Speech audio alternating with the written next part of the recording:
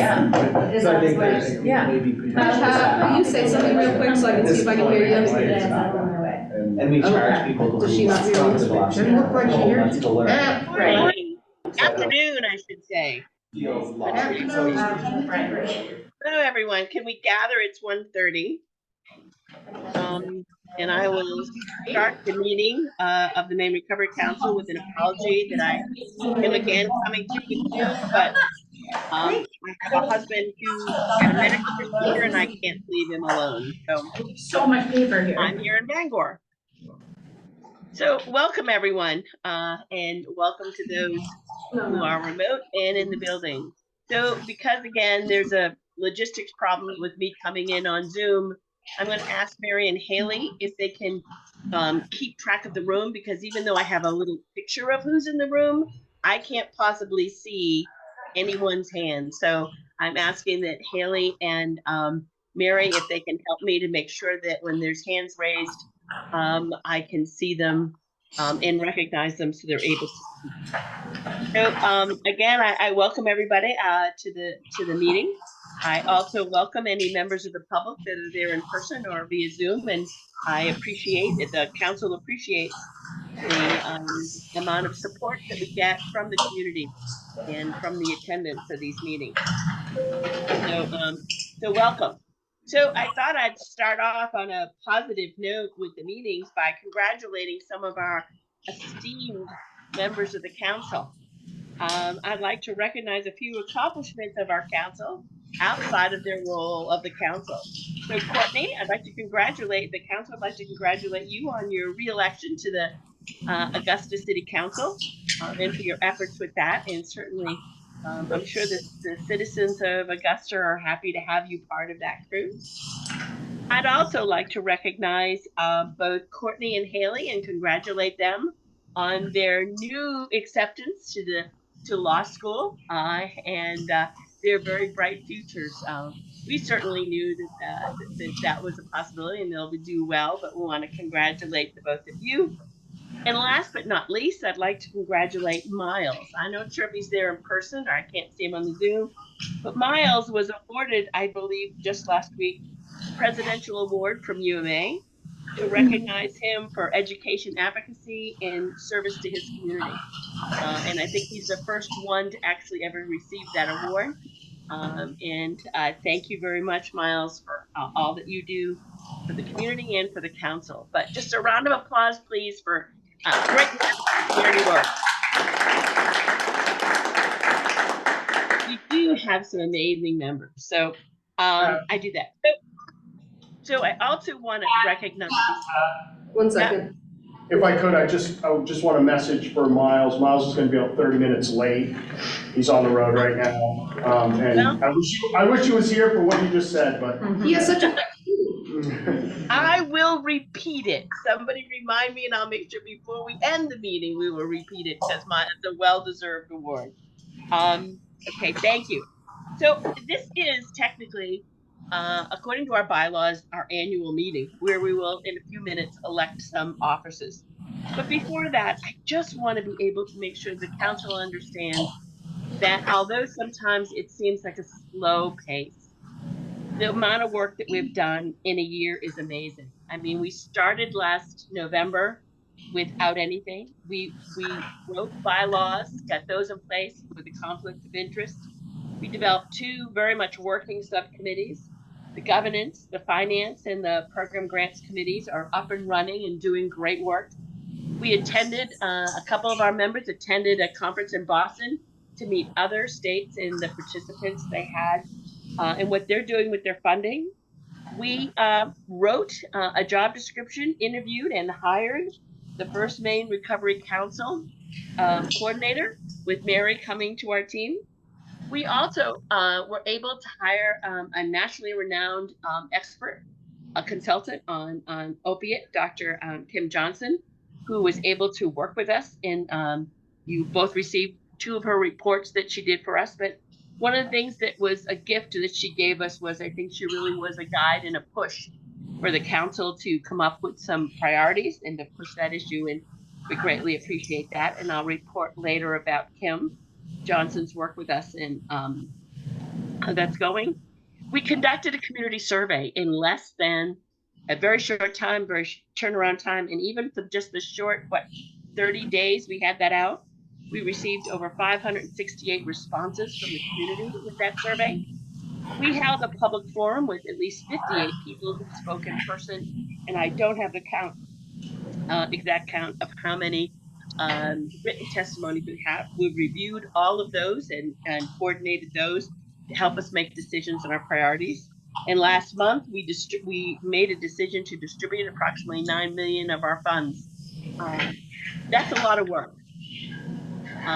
Again, I know that it's not fast enough for some of us, that we want to get these funds going where it does, but please, I want to thank all of you for the work that you've done in this past year, because I know that the 15 of you lead very busy lives.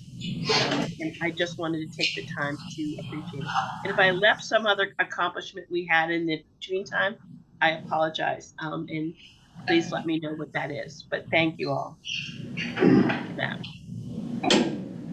All right, so you have an agenda in mind. I have a couple agenda items that I will be adding. One is, I know that Brendan has some information that he wants to share with us about the Freedom of Information Act and funding. I am going to add a part where I need a little bit of clarification about the subgroup with prevention that we're developing with AdCare, and I think those were my items. Oh, and I have 2 requests that I want to talk about that came through us recently from the community, and I just want to talk about those later. Anything else anybody wants to add to this agenda while we're here, and I'll make sure we'll squeeze it in somehow.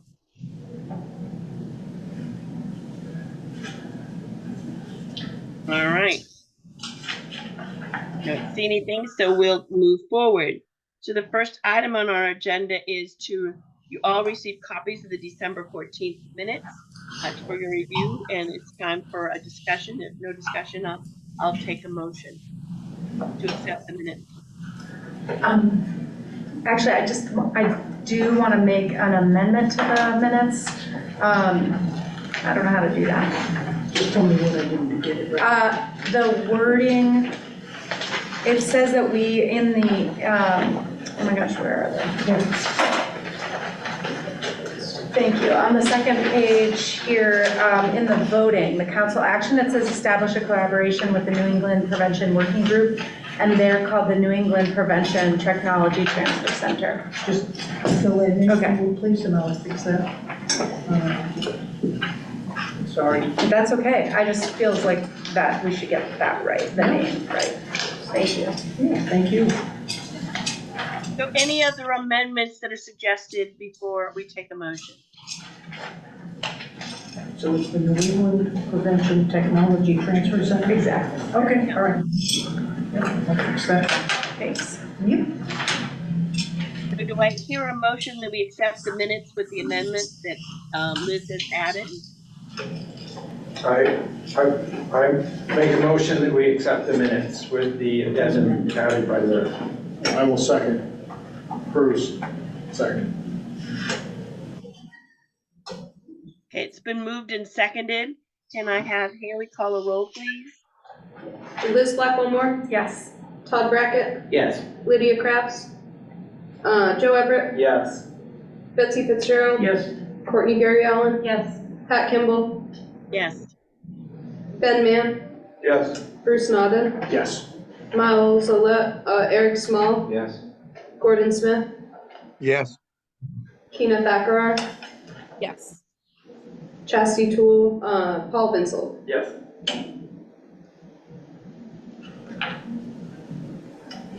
Carries with 12 votes.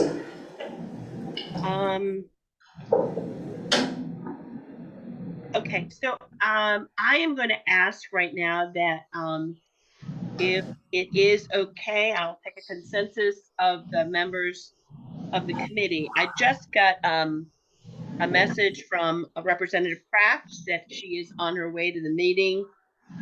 She's in a committee meeting this afternoon, and we'll plan to try to pop in for the vote. but you may be popping in late. And then we know that Miles is en route. But with two of our members coming later in the meeting, I'm wondering if you want to move the agenda of the election of offices down a little bit in the agenda to ensure that those two people have an opportunity to vote. I would, if it requires a motion, Pat, I would move that we table the item until later in today's meeting at the discretion of the chair. I don't think it needs a motion, but I'm going to ask for just a consensus or raise of hands. Are people in favor of letting this item be tabled until another part of the meeting until full membership is here? Okay, I'm seeing a lot of hands. Okay, so I will table that item until that. All right. So thank you very much for being understanding. It's all right. So Brendan, did you want to do your part of this that you talked about a little bit at the grants and planning committee? You talked about a little bit of the Freedom of Information Act in funding difficulties with the committee. Do you want to take that up now? Sure, I'm happy to. It sort of leads into your section, if that's okay. Also, just on a separate kind of announcement topic, Pat, I'm not sure if you're aware, and just for the members, the briefing that the Health and Human Services Committee of the legislature asked for yesterday from the Recovery Council was postponed due to the weather. It's now next Wednesday at 3 p.m. For what it's worth.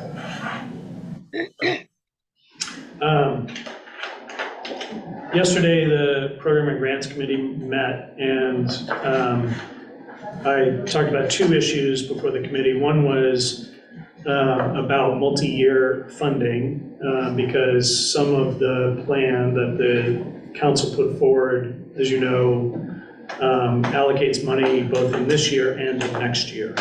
The issue, Haley, kind of raised the question for me of, well, this council's term ends in November, so can this council commit next council's, grant making to require them to give out that second year of funding? I've done a little research into it, and I made a proposal to the committee for sort of two options. One is that the council just essentially declined to give out funding over 2 years and instead push that second year funding into this year. Or alternatively, in any application and then and sort of throughout the process, and also as part of any contract, include notices and provisions that make it clear that subsequent funding, or rather funding in a subsequent year, is not fully guaranteed, and that a subsequent council could change its mind about distributing that funding. I'm happy to go into more detail about that. I don't want to take a lot of time right now on that, but Gordon had at yesterday's meeting suggested a preference for the second option, which is go forward with the plan to give out 2 years worth of funding and provide notice and contract language that makes it clear that it's subject to whether a subsequent council, would agree to give out that funding. So I'm reporting on that, and for what it's worth, current state contracts, I don't know about typically, but often, if not always, have that kind of language in many of its contracts. I want to pause for questions and see if I can answer. Just, my concern is that one of the things we wanted to do was to be sure that the people that got the funding, had some expectation that it would be for 2 years, without being pretty confident that it would be 2 years, it may affect how they use that money. Right. The challenge is that, similar to the legislature, I don't mean to suggest this council is like the legislature, but when the legislature appropriates money for a multi-year project, the subsequent legislature can undo that, can choose not to fund that. Similarly, this council, as I read its organizing documents, has great discretion over its funding decisions. And whether a contract from a prior council could bind a future council is not certain. And I think there's a risk that it could give rise to a contract dispute that would suck resources and time, and have uncertain risks. So I think that's an important point.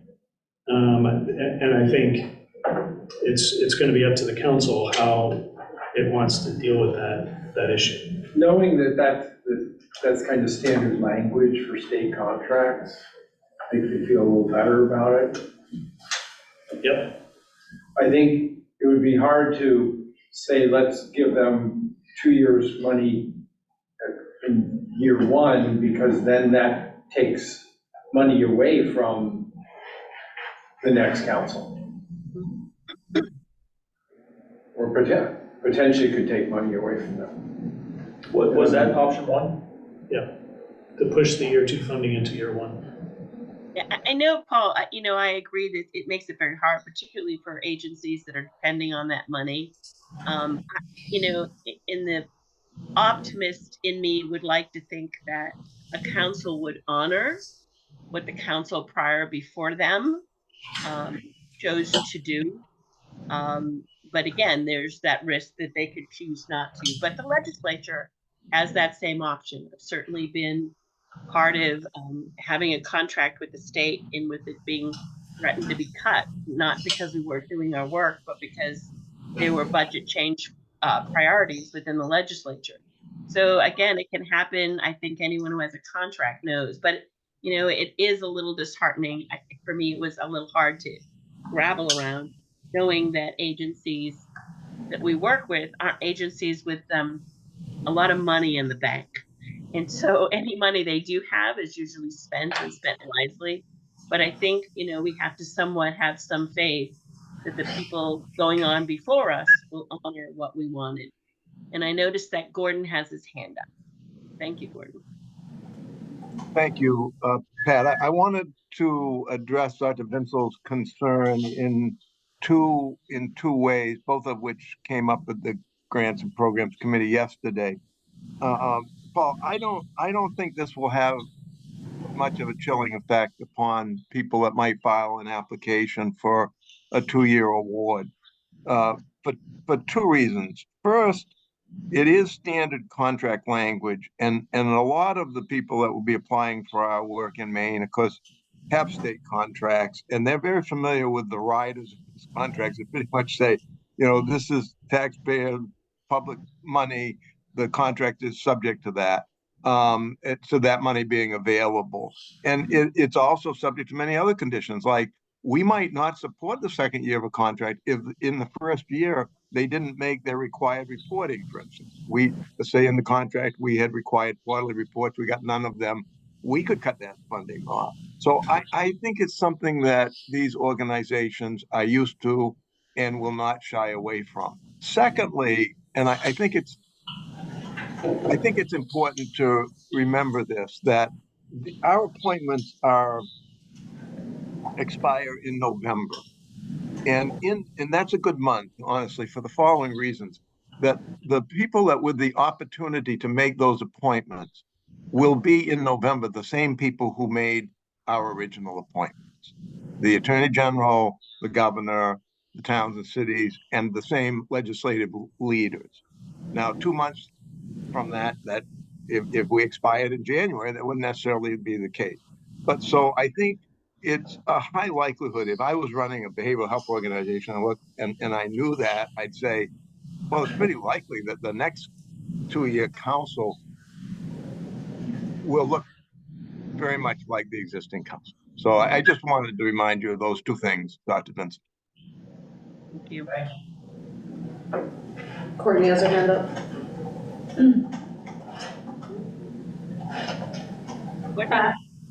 Thank you. I was just curious if Joe or Cassidy had any thoughts on this, as two of the organizations that we're kind of talking about right now, the Touring Service Programs and also the Opportunity Alliance being two of the three folks who would be getting second year funding, excuse me. Yes. I think that, for me, I've been here 25 years in this organization, and it happens, not often, but it does happen that a contract doesn't get renewed or you get notice. I think to Paul's point, if we're asking someone to invest in infrastructure, it's a big risk. Like if someone's buying a building, so I think to Paul's point, it could make people think about whether or not they enter into an agreement. In these times, it's very unpredictable out there. So I think, again, I think what's unique is we have the ability to talk about this with folks. But I think when it requires an investment that you're not guaranteed year two, I think it would definitely impact our decision on how to proceed. And I could not convince the board to say, don't worry, it's going to happen, because they know that sometimes it doesn't. So I would just say, Brendan, is it possible to have 2-year contracts? Like, can we manage the situation differently by entering into can we obligate the council in a 2-year, do we have the ability or the authority to make a 2-year contract? That I think if that worked, that would make sense to me, but I think otherwise, to Paul's point, it could influence people's decision. Chelsea, why don't you go on? Yeah, I think very similar for certain service programs, especially when we're talking about unrestricted funds. Like, those don't come around often or ever. So, yeah. So now that it's gone out there and all the programs have heard about it and it's been publicized, I think it could be really bad for folks to know that it could only be half, and they're already thinking and looking about how they can use that in ways that we can't with state or federal funds. Anybody else want to ask questions, contribute? Just a question on the table. Yeah, so my instinct, first of all, as I always will, I'll go back, I'm happy to go back and look into it. I'm sure there are multi-year contracts that the state has, and see, whether there were terms in those contracts that, would be helpful here. I think, though, a multi-year contract would probably need to include the kind of terms that I talked about, saying, a second year's worth of funding is, dependent on a subsequent council. I'm not phrasing it properly. I have draft language. I have language from existing state contracts that addresses this issue, but essentially, flagging for that, in the event that a future council doesn't, agree to fund the second year, that the council has the authority to do that unilaterally.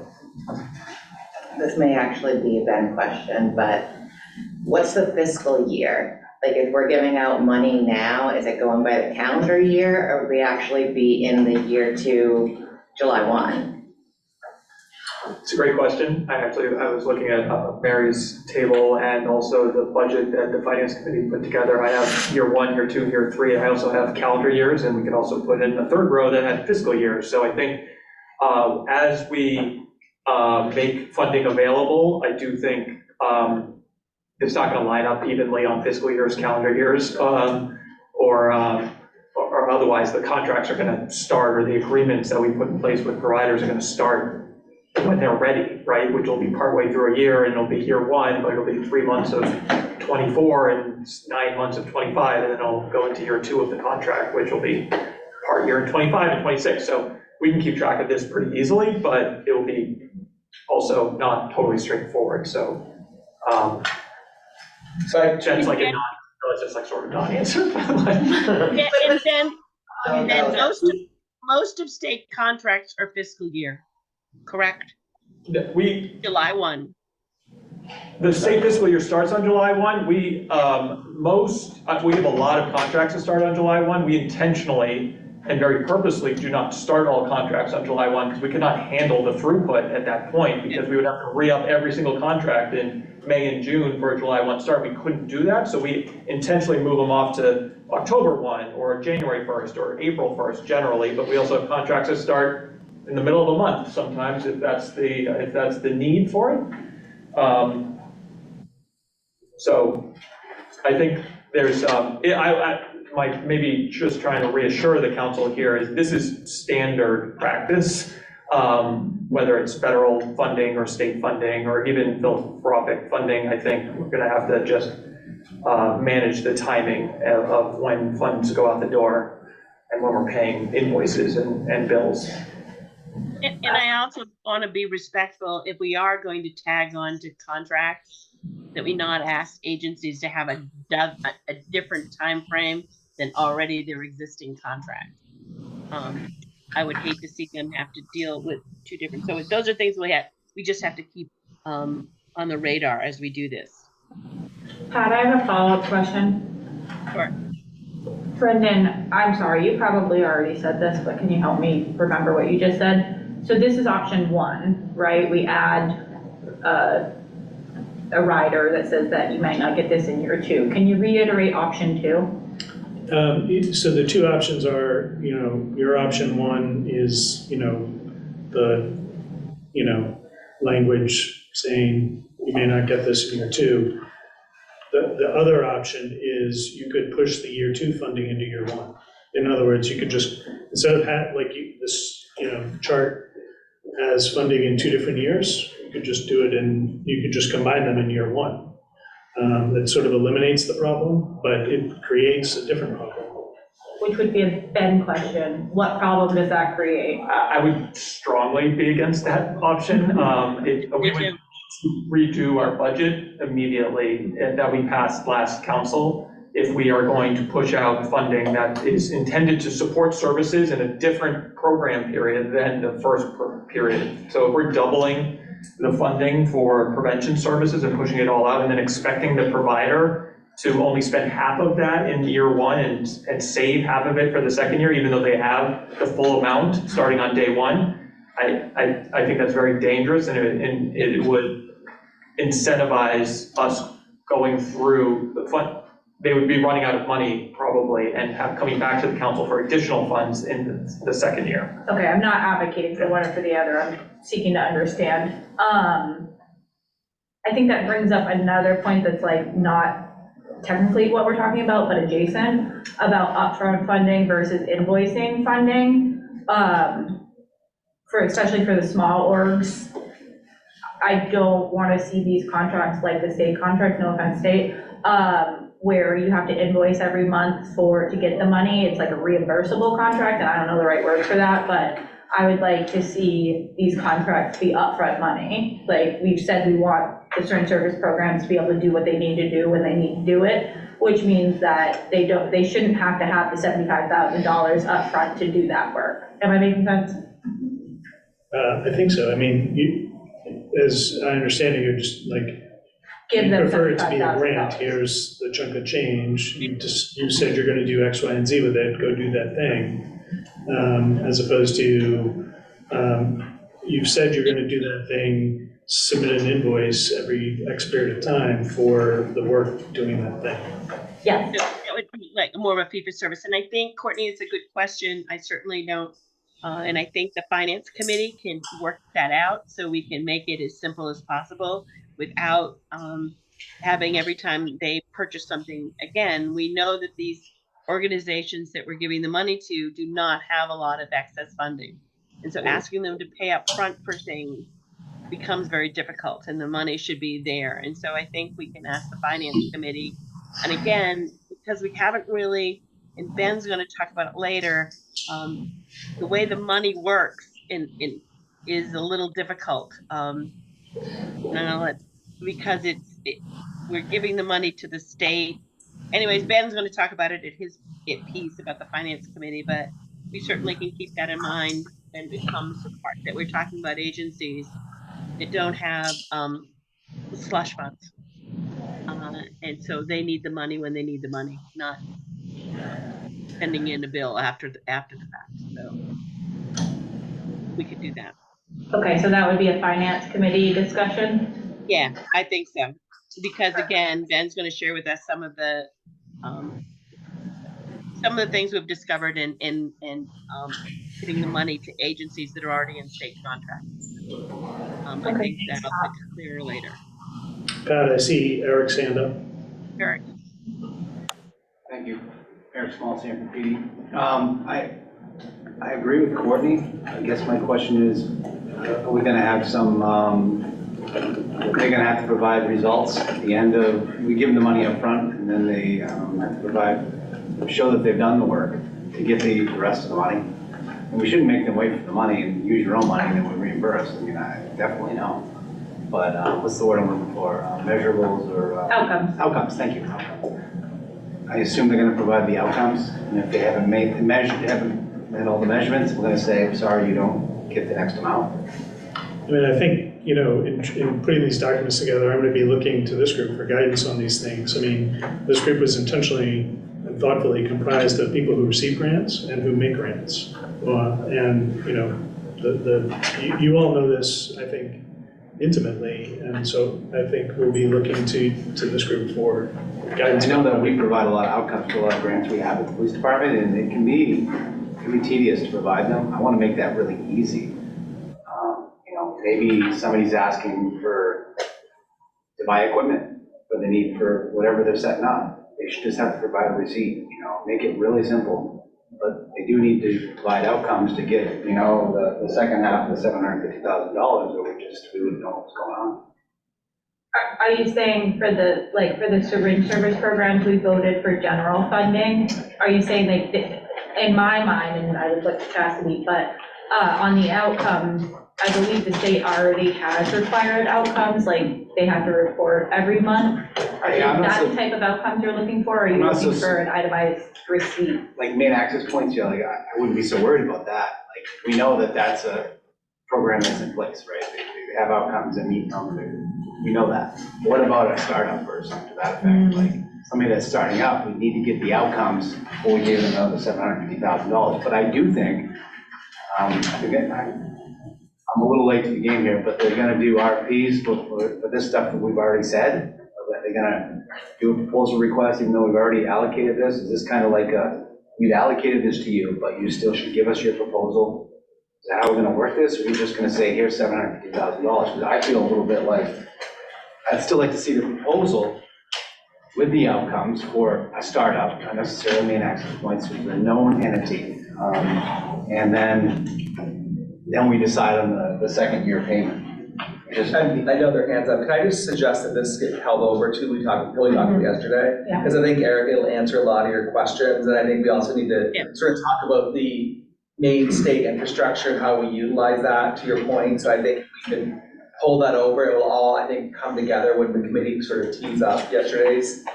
Not to shut down the conversation with other questions, but I think it might be a better use of our time if we can put it up. I agree, and I think part of the issue is maybe we need to take a little time, maybe at our next meeting to explain that. Some of us are familiar with state contracts, and what we're doing with some of our funds is adding on to additional state contracts. I know what one is, but many people sitting at the table do not know that.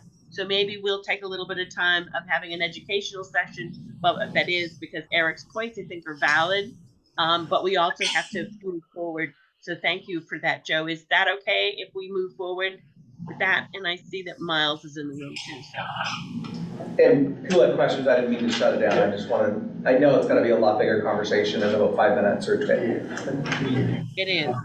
Just to, Well, go ahead, Ben. sorry, Benjamin Mann, I just wanted to circle back to the original topic. I am interested in that topic as well. I just wanted to confirm, the state contracts and federal funding also have broad discretionary language that allows them to sever or not provide the funding if it's not available. It's actually broader than that. It's seldom used. So I think this is a good discussion item for the council. I don't foresee this being a real issue in terms of year one versus year two funding. I think Gordon mentioned that the majority of the council is going to, it's not like we could reverse ourselves for year one funding if we took a vote and decided to put out more funding or less funding for certain things. We're not going to do that as far as I know, but we always have that optionality. So that I do think this is not something that is going to come into play much, and it's more of like this conceptual question. Because we'll have like, I'm envisioning, you can see on Mary's spreadsheet here, the council next year will see that there's baseline funding that's already spoken for, and there will be new funds that they can spend on top of that, and that's what they're going to be focused on, I think, or we will be focused on. Because we have, DHHS has multi-year contracts, our standard contract length is 2 years, that spans legislatures sometimes, and it doesn't, it's just sort of a matter of business practice. This doesn't run into issues. I think that's all I had to say. Any other further? I promise to be really quick. The other thing, Courtney mentioned invoices for contracts and whatever. The state contracts that we have, it's broken up by, some of our contracts are 18 months, some are 12 months. The amount is, so if it's a year-long contract, we're getting 12 even payments throughout the year. Ben signed some of our checks, so I know you know a whole lot more about that. So it isn't that those things don't need to be invoiced, so they just automatically come with the contract, so you get that, whatever, $4,000 check every month. So it could happen that way as well, instead of just one lump sum. Any other, Brendan, are you finished with this piece? I'm finished with this piece. Do you want me to hold off on the other one, or do you want me to try to be? I do, because Representative Kraft, I believe, is here, and Miles is in the building, and I wanted to try to get the vote in while, because Representative Kraft said she'd be in and out. Are you with us right now, Representative Kraft?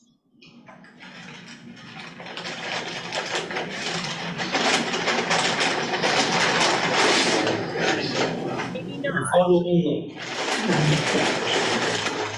right, well, I guess I was hoping that we could do the vote, but she must have stepped away from the. She's coming right now. Coming now? Okay. Yeah, so go forward, and she'll be right here. Okay. So Miles, while we're waiting for Representative Kraft, I want to say on behalf of the Recovery Council that congratulations on receiving the Presidential Award from the University of Maine in Augusta for your work with educational applications. Nicely done, Miles. Your work should be recognized. I know you don't do it for the recognition, but it's nice to be recognized. I just need to step away to answer some pages. We'll message. Okay. Now we've lost.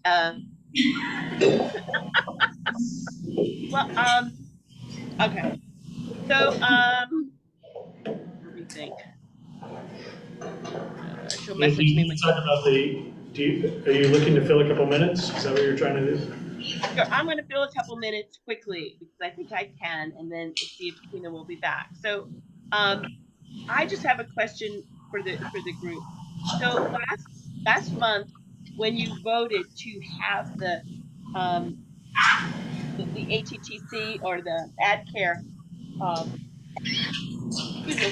form a subgroup on prevention, I was a little unclear as to how you were going to work that. And they have asked me, because they can't get funding, to send them an email saying we agree to work with them. But I was a little uncomfortable doing that because I really wasn't clear as to what the vision of this group was and how much participation they wanted to have in it. Since then, I've had another conversation with Brennan, and it will have to be under the public guidelines. So we'll also have to do that. But before I sign the agreement, I, I'm under the understanding that they're going to form a prevention group. And part of that group was to be members of this council, not necessarily the full council, but members of this council.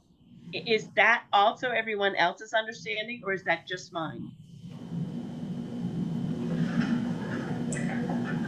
May I make a recommendation? I think one of the things I was hoping for is they need a formal request for them to provide technical assistance to us. It just has to be in the form of an email, please help us.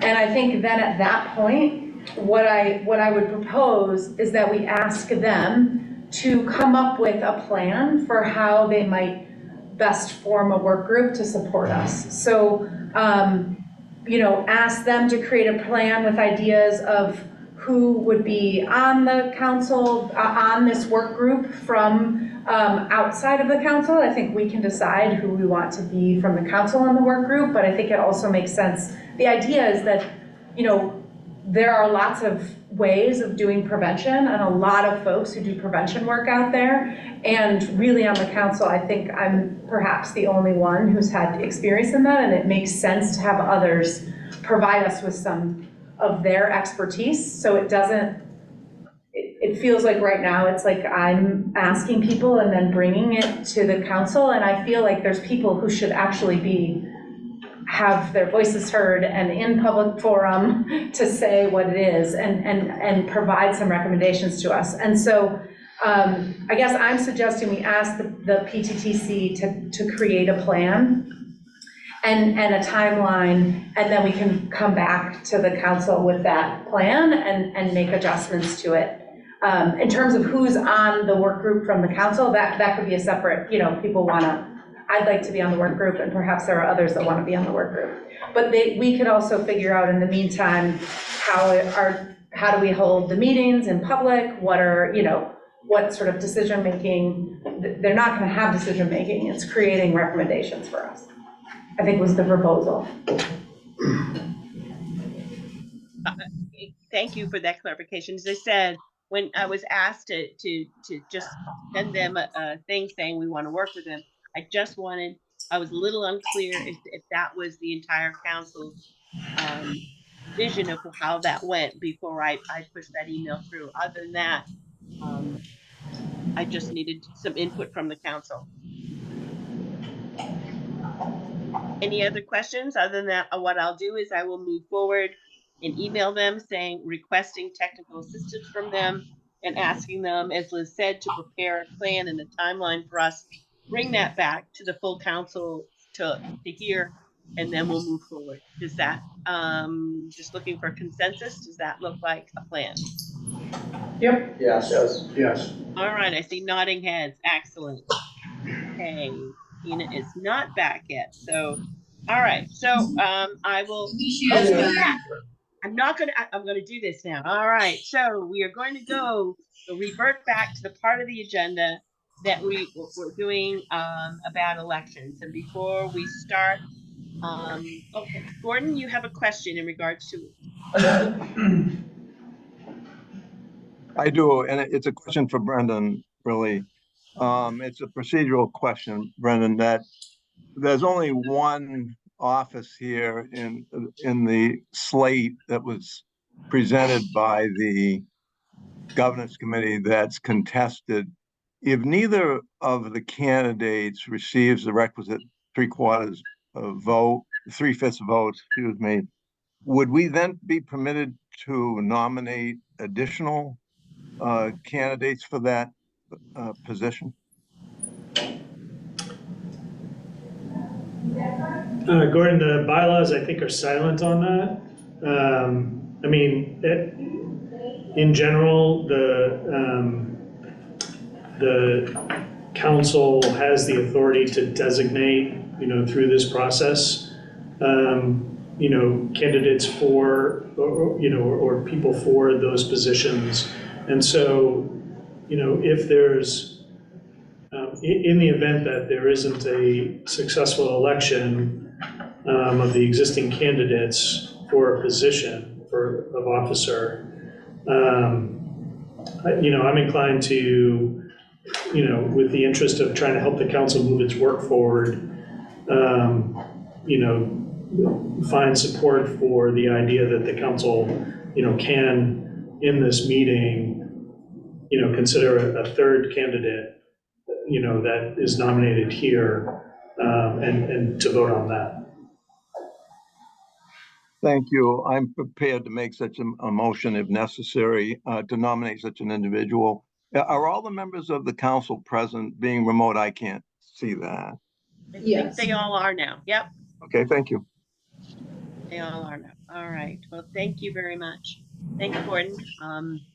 Okay, so as according to our bylaws at the annual meeting, we have to elect officers. All of you have received 30 days in advance the nominations that are before us. So as Gordon shared, 3 of the officers are not contested, and 1 office of the vice chairperson is contested. So for the sake of time, I think I'll go with the 3 uncontested positions. We have to vote on them separately, I believe, and we'll go through those. But I would like to, at any time, be able to share with anyone that has been nominated that they have no more than 5 minutes if they choose to take that time. And again, the contested position, I will give the opportunity for both Courtney and Eric to have up to 5 minutes. I prefer 3, but I'll take up to 5 to share with them what they would like to share about themselves to the committee. And if this procedure works with everybody, I'm going to move forward. You're great. All right. So the first that's up for nomination is that of chairperson, and the name of Pat Kimball is the only name that was submitted to the group.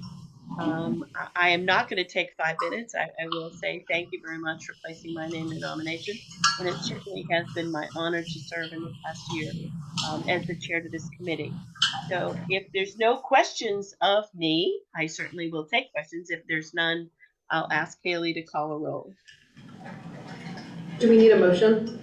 Oh, sorry. Yeah, my head's a little there. Okay. Do I hear a motion that we place the name of Pat Kimball in position of chairperson for the council? I make a motion that we vote to put Pat in the as chair of council. Thank you. A second? So moved and seconded. Is there any further discussion? If not, could you call a roll, please? Liz Blackwell-Moore? Yes. Todd Brackett? Yes. Lydia Kraus? Yes. Joe Everett? Yes. Betsy Fitzgerald? Yes. Courtney Gary Allen? Yes. Pat Kimball? Oh, you probably have to. Yes. No, you can vote. You vote for yourself. Okay, cool. Ben Mann? Yes. Bruce Nottingham? Yes. Miles Alette? Yes. Eric Small? Yes. Gordon Smith? Yes. Keena Thackrar? Yes. Chastity Toole? Yes. Paul Vinsel? Yes. Unanimous. Thank you very much. Thank you, Pat. Thank you. I'll tell you at the end of the year whether it was a good decision. All right. Thank you very much. We're going to move on to the treasurer, and the name that's been placed in nomination is Ben Mann. And I don't know if Ben would like to say anything at this time. I'll echo similar comments to yours, that it was a privilege to serve as the treasurer in the inaugural year of the Maine Recovery Council. I was asked to serve again. I am happy to do that to the best of my ability. Thank you, Ben. If do I hear a motion that we place Ben's name in nomination? I'd like to nominate Ben Mann for treasurer. Second. Do we hear a second? Any further discussion? If not, please call a roll. Liz Blackwell-Moore, Yes. Todd Brackett, Yes. Lydia Crafts, Yes. Joe Everett, Yes. Betsy Fitzgerald, Yes. Courtney Gary Allen, Yes, sorry. Pat Kimball, Yes. Ben Mann, Yes. Bruce Naughton, Yes. Miles Olet, Yes. Eric Small, Yes. Gordon Smith, Yes. Keena Thacker, Yes. Chastity Toole, Yes. Paul Vincil. Yep. Unanimous. Thank you, motion carries. Thank you very much. All right, the next position is Betsy Fitzgerald. Betsy, for secretary, do you have anything that you would like to say at this time? Well, I would, except that you guys have stolen all the good lines. So, I will just say thank you. It has been an honor to serve, and I would be happy to continue. And you're efficient with those come back to me really quick. I appreciate that. Any questions of Betsy? If not, do I hear Betsy's name put in nomination for secretary? I nominate Betsy for secretary. Second. It's been moved and seconded. Any further discussion? If not, can you call a roll, please? Liz Blackwell-Moore, Yes. Todd Brackett, Yes. Lydia Crafts, Yes. Joe Everett, Yes. Betsy Fitzgerald, Yes. Courtney Gary Allen, Yes. Pat Kimball, Yes. Ben Mann, Yes. Bruce Naughton, Yes. Miles Olet, Yes. Eric Small, Yes. Gordon Smith, Yes. Keena Thacker, Yes. Chastity Toole, Yes. Paul Vincil. Yep. Unanimous.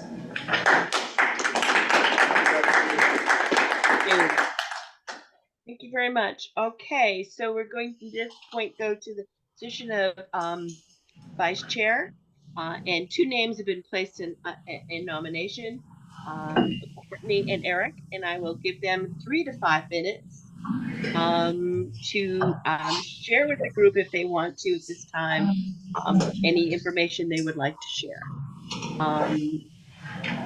You want to start in alphabetical order? We could start with Courtney. I feel like I went last time, but. Yeah, I'll start. Thank you. Eric Small. Okay, Eric. Yeah, I'm humbled by the opportunity to be selected again. And you guys know what I'm about, collaboration and coming to consensus and saving some lives in the state of Maine. That's all I really have to say, so thank you. I mean, that's pretty much all I have to say too. I thank you all for whoever nominated me. I appreciate the opportunity. I feel like we've worked together for the last year. You all know me. I'm a hard worker. I show up, I do the work, and I think that we all just want to save people's lives in Maine, and we all care about this issue. So I'm happy to serve, and I'm happy also not to, if that is the result of the election. So thank you all for your service. Thank you both for your willingness. Now, refresh my memory because I'm old sometimes. Did we, when you called the roll, did we say who we were voting for, or did we vote each one separately? Yeah, somebody made a motion to elect them both separately, and we voted on the motion separately. Okay. Thought we did That's how we raise our hands. Yeah, we raised, maybe we did, and I just wrote them separately as separate motions. Okay, well, we can't raise our hands this time. We do have to do a roll call. So however way you guys want to do it, if you want to vote on them as 2 separate motions, or if you just want to say a name. I'd rather Say a name. I'd rather not say no to either. Yeah, just say a name, that makes sense. Okay, and Haley, can you remind us what the count is in order for someone to successfully be the 9 votes is 2/3 of this group, or 3/5 of this group, sorry, 9 votes. I feel like someone should use 2/3, because that's what we always say. Yeah. Okay, so we determined that what we're going to do is we're going to just have someone make a motion that we put both of these names in nomination, and then as your name is called, you will say which person that you are voting for. Is that correct?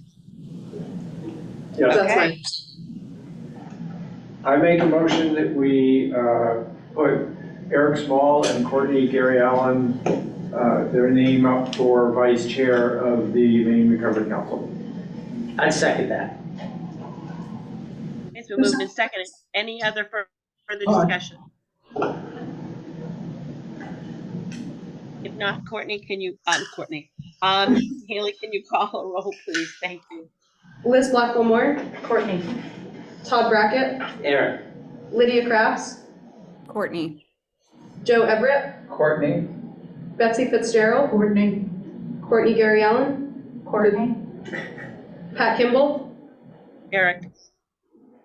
Ben Mann, Eric. Bruce Nodden, Eric. Miles Olet, I abstain. Eric Small, Eric. Gordon Smith, Eric? Keena Thacker, Courtney. Chastity Toole, Courtney. Paul Vinsel. Courtney. That's 8 votes for Courtney and 6 votes for Eric and 1 abstention. Miles every time. I didn't even take his hamburger. So the motion does not carry. No. Had to make another motion. So Gordon would like to make a motion.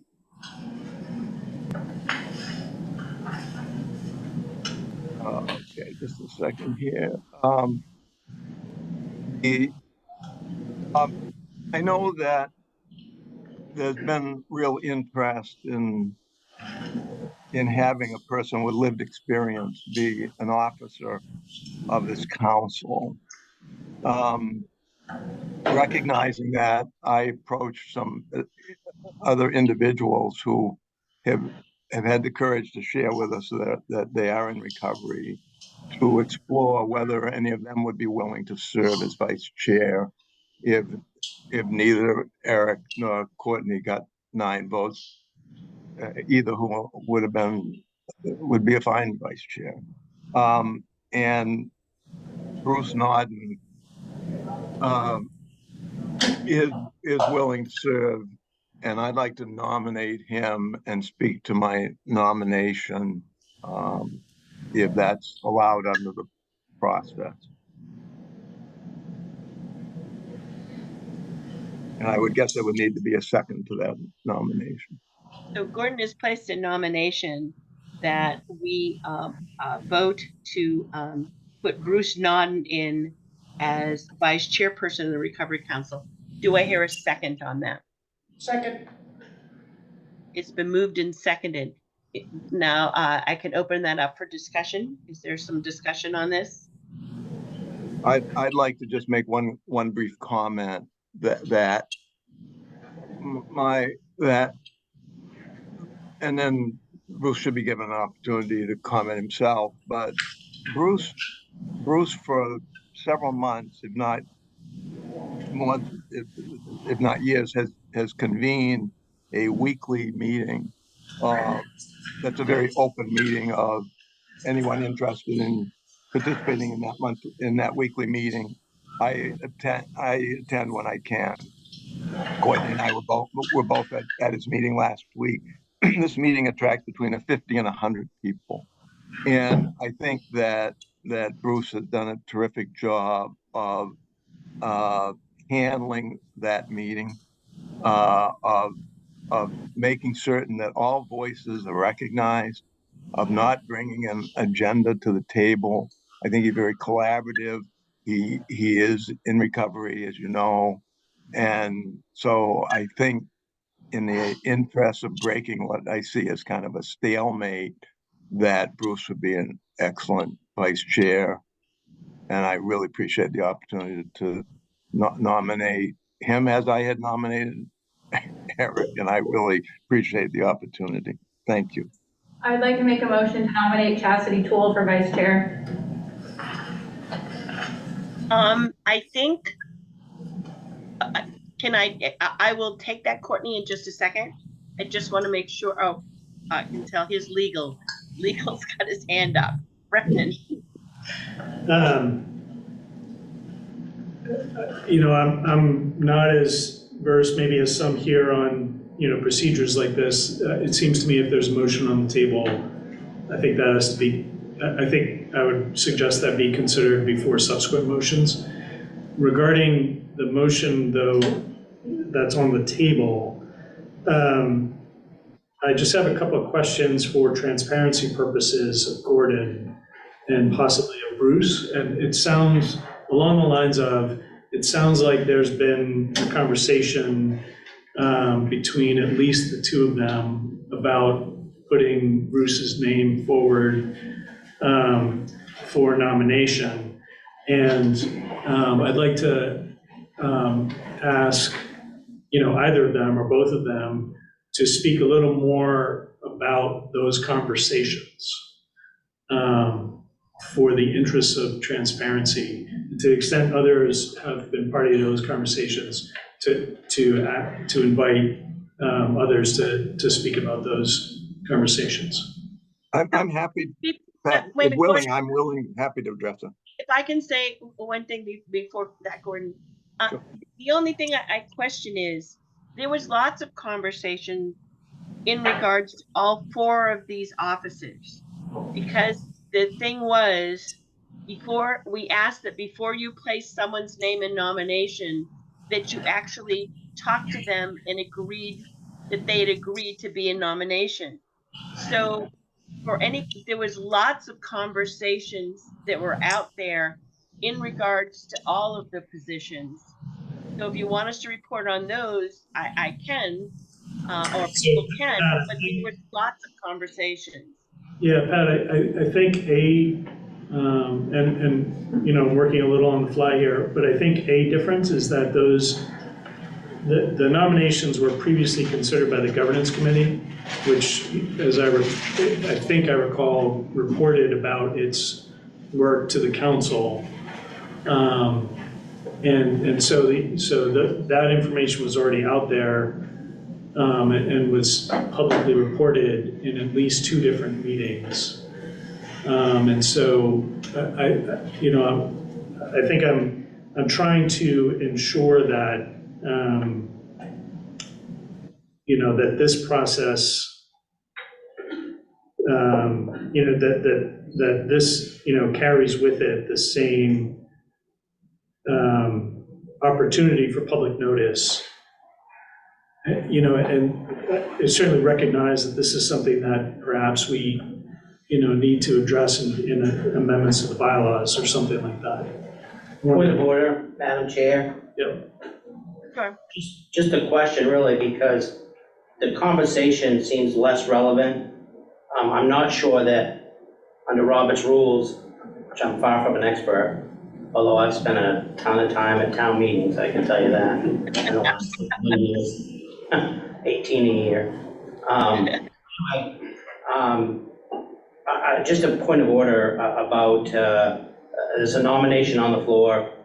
I think it would be inappropriate and perhaps contrary to Robert's rules, especially if the bylaws are silent, to not allow further nominations. And if we allow further nominations, which I believe we should, I think any conversation between Gordon and Bruce is non-relevant.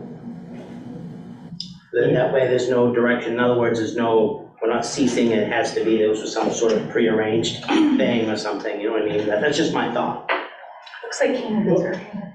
I see Kim's hand up as well. Oh, yeah. I just had a question. I am just a doctor. I do not know the rules around this.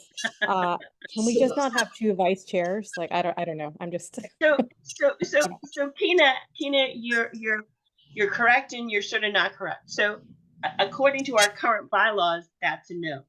You can vote today to go back and look at the bylaws and address this issue about having 2 vice chairs and what would those roles be? Because if you have 2 vice chairs, and that again, there's always the theory, I jokingly say, it's probably not a fun way to say it, but I always say, what happens if the chair gets run over by a bus? So right now, what that says is the vice chair takes that position over. If you now have 2 vice chairs, again, so if that is something for consideration, we have to go back to governance and change those bylaws. And so that's sort of it. And again, in the absence of what it says in the bylaws, if there isn't a consensus at the meeting, someone put a name in nomination, but you're right, that can happen. But at that point, we would cease the voting of the vice chair at this meeting and have to hold a meeting of governance to have that conversation as to what those roles would be. Pat, can I just ask if other members want to address the question of transparency? Yes. Yes. Show of hands. Do we want to invite further discussion of that, Pat? I mean, I think, do you want me to call on people? I don't know, what do you mean? So I raised the question of, do we want, of this issue of transparency? I think we've heard from Todd on this. Are there others who want to comment on it? Yes. I'm sure that if people want to have those conversations, we can have them. I'm just asking for the sake of time that we keep them at a reasonable length. That's all I ask, only because there's other things on the agenda. So, but certainly in order of transparency, people are entitled to ask questions. Yeah, I'm seeing hands from Gordon, from Joe, I think I heard from Courtney. So I don't know what order they were. I can't see them from my Zoom. So if you saw which hand went up first, please take those in order. And I do know that Gordon's was up, but again, that's because he's on Zoom and I see it. So personally, I saw Gordon's hand first, and then Joe and Jess. Gordon, Joe, and then who Okay. else? Jess. Okay, I want to comment and address my comments because Brendan did ask about the conversations. I want to make a couple points. Number one, until yesterday, the opinion that we had received was that less than three, that two people from the council could talk to one another about council business, and then it was not subject to FOIA if there was only two of us. Now, we may get a contrary opinion today, but as of yesterday, that was the opinion that we operated under. Number two, we were asked to not nominate anyone unless we had consulted with them about whether they were available. Anticipating that we might not have a vice chair elected, I approached several people on the council and had discussions about that. I'm happy to talk to, I talked to Courtney frequently. I talked to Dr. Vinsel frequently. I've talked to Miles because I was up in Aroostook County. I talked to Bruce, obviously. I've talked to Todd. I believe that I don't want people to think that there's some secret cabal going on here. And I'm happy to move things along to withdraw my motion if we think it would be cleaner just to have Chastity and Bruce nominated and have an election between the two of them. Or it's also possible, if Brendan feels strongly, more public process that we could nominate them today and have the election next month. There really are more important things to do today, but that's my story, and I'm sticking with it. Thank you. Thank you, Gordon. I believe Joe is next. So I guess my struggle right now, where I'm struggling, is yesterday we got quite an overview of FOIA from Brendan that I think this group really needs to hear. And I think that any three of the people, or Chastity, the four put forth would be fine candidates. But I think all eyes are on us. People are watching us. We're going to be asked to be very transparent with the program, the funding selection. So I just raise it as sort of a concern that I think we need to be sort of in lockstep in how we move forward, because we are going to be Brendan's going to be sort of really, I think, directing us to be very transparent in all our decision making. So I'm just raising it as sort of a council member and concern about transparency. Thank you, Joe. Chastity? I don't have a whole lot to add about that, but since I wasn't at yesterday, I'd like an overview of that since it's been brought up multiple times. So Pat, I was supposed to talk about FOIA at this meeting anyway. I can do that now, porting it into this process. If you'd like, I think it probably makes sense. Why Okay. not? Again, Sure, but you do know we're in the middle of a motion. Yeah. I don't know whether, or. I make a motion to table the election, which would have, that's a priority motion. It's not debatable. Table this till later, table the election till later in today's meeting. Period. So is your motion to table it Yeah. to the next Yeah. meeting or table No. it later? Till later in today's meeting. Okay. Do I hear a second on that motion?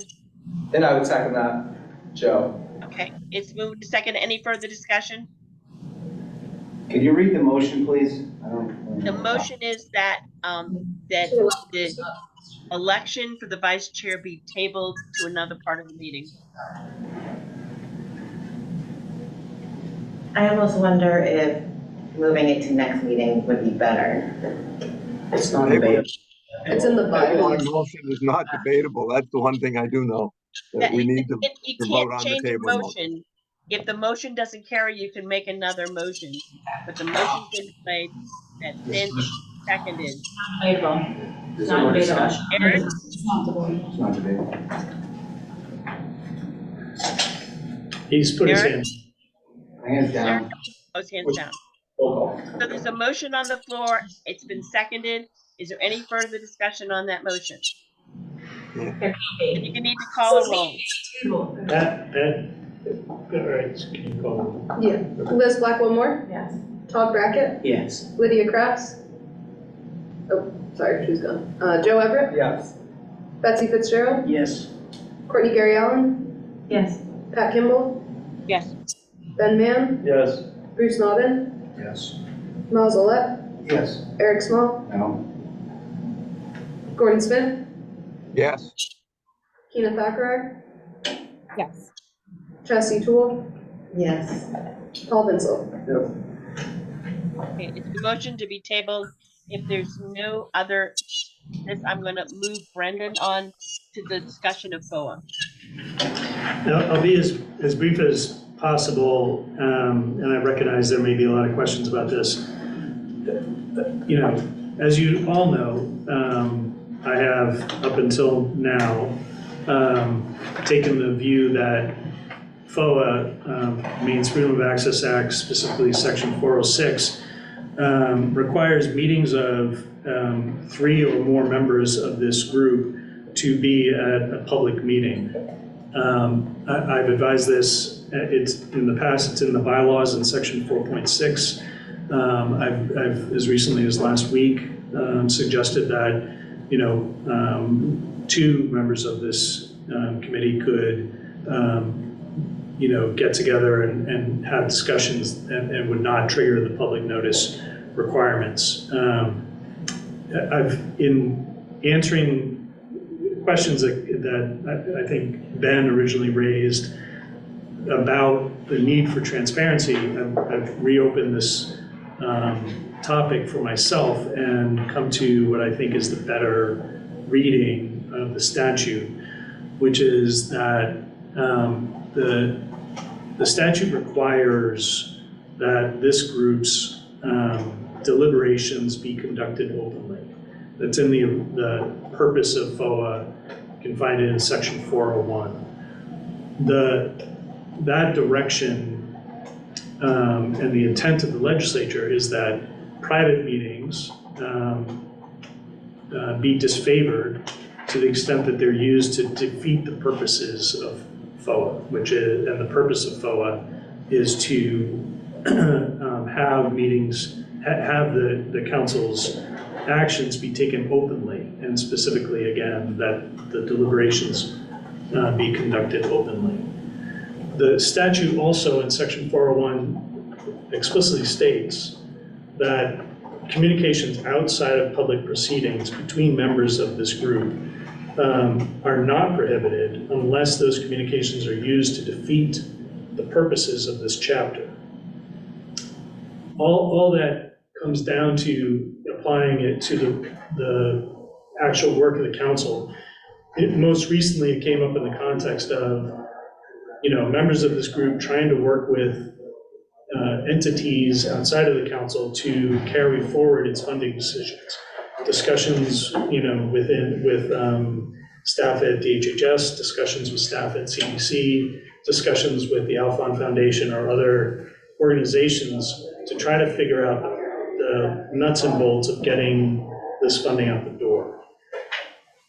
There's, in my mind, there's sort of a graduation of work that can happen outside of a public meeting. Purely administrative matters like scheduling meetings, I think are, are fine to happen outside of a public meeting.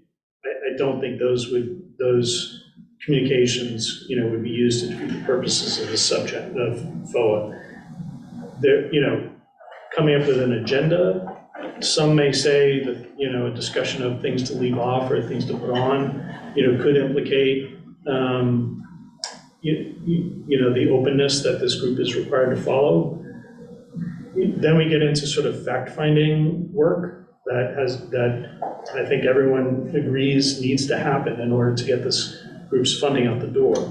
And then we get into actual decisions that the group makes, like the funding decisions, how much money, to whom, when. In general, and this is my preliminary view at the moment, I'm continuing to work on this because there's a tension here for me, and I think for you, which is the council's got to get its work done. And it can't do all of its work here in these formal meetings. On the other hand, the council has to have its meetings happen openly and its deliberations have to happen openly. And trying to square that circle is the challenge, and I am continuing to work on it. At the moment, it puts more of a burden on, I think, you than you may want, which is the following. Thinking about the direction that deliberations have to happen openly. I think there's going to be a need for council members in carrying out your work outside of public meetings to be thoughtful about whether or not your work could rise to the level of deliberations that shape the council's actions. So, for example, if you're solely engaging in fact-finding and you engage with different organizations and you're getting information and you're bringing it back to this group and you're going to report back to this group in a public meeting and say, I talked to these people, we talked about the following things, we ruled out these things, and we agreed on these things. I think that brings back those topics here for this group's deliberations about what to do. I think, however, a fact-finding where that discussion happens in that subgroup, where we say, we can't do that, we're gonna do this, and then it comes back here and the discussion is, so we've decided to do things this way. I think that's a deliberation that took place outside of a public meeting that would be disfavored by FOA and raises risks. So I think this issue of transparency in a FOA is complicated. It's full of gray areas. And, I'm trying to help you carry out your work. I'm trying to limit your, everybody's exposure to a challenge. Part of, I described the tension earlier. I think that tension exists for those members of the public who are following the council's work, in that the same group of people who care about the council's work want the council to get its money out the door. And so those are probably the same people who are going to care about transparency. And so, I'm trying to come up with procedures that can enable people like, Ben and Gordon and Pat and, Liz and others to work with Mary and to work with, members of the community and other entities to say, we've decided to do the following. We want to work with you to move this forward. How do we do that? My instinct at the moment is there are a couple of different options. And again, this is preliminary. I'm going to keep working on it and come back to this group. But one option I proposed last night in the Program and Grants Committee is this group could say to an entity like DHHS, CDC, Alphond, others, we want to do this, we're asking you to do this project. Come back to us and propose how you would carry this out. And then this group can deliberate, can probe, can ask questions, can debate amongst yourselves. Another option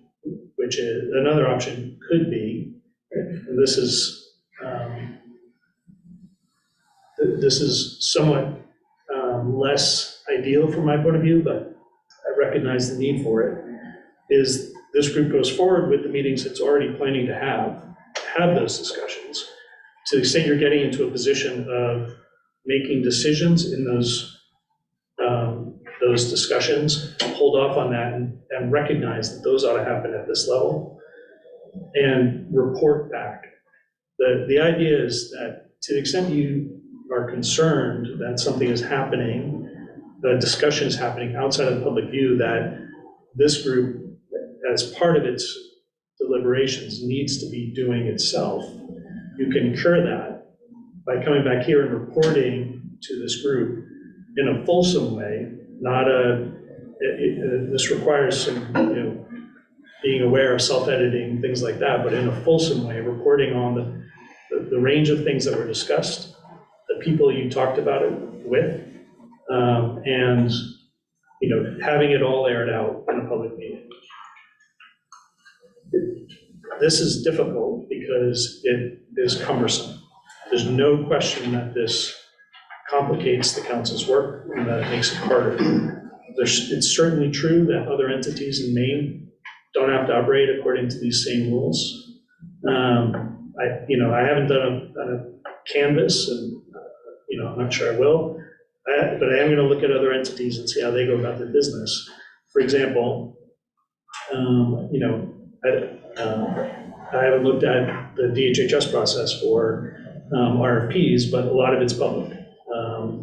Is the scoring public when DHHS does their work? Their contract negotiations? Those kinds of things are work that I can look at. And I can talk with them and others.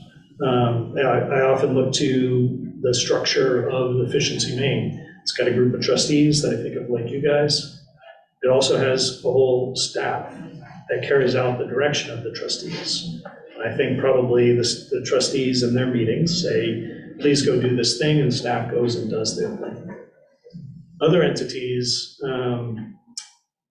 I've been referred to, in contrast, hold day meetings where they invite in, applicants for grants, and they do all their, review of the grant applications in public in those meetings. I don't know that that's feasible for this group, but I do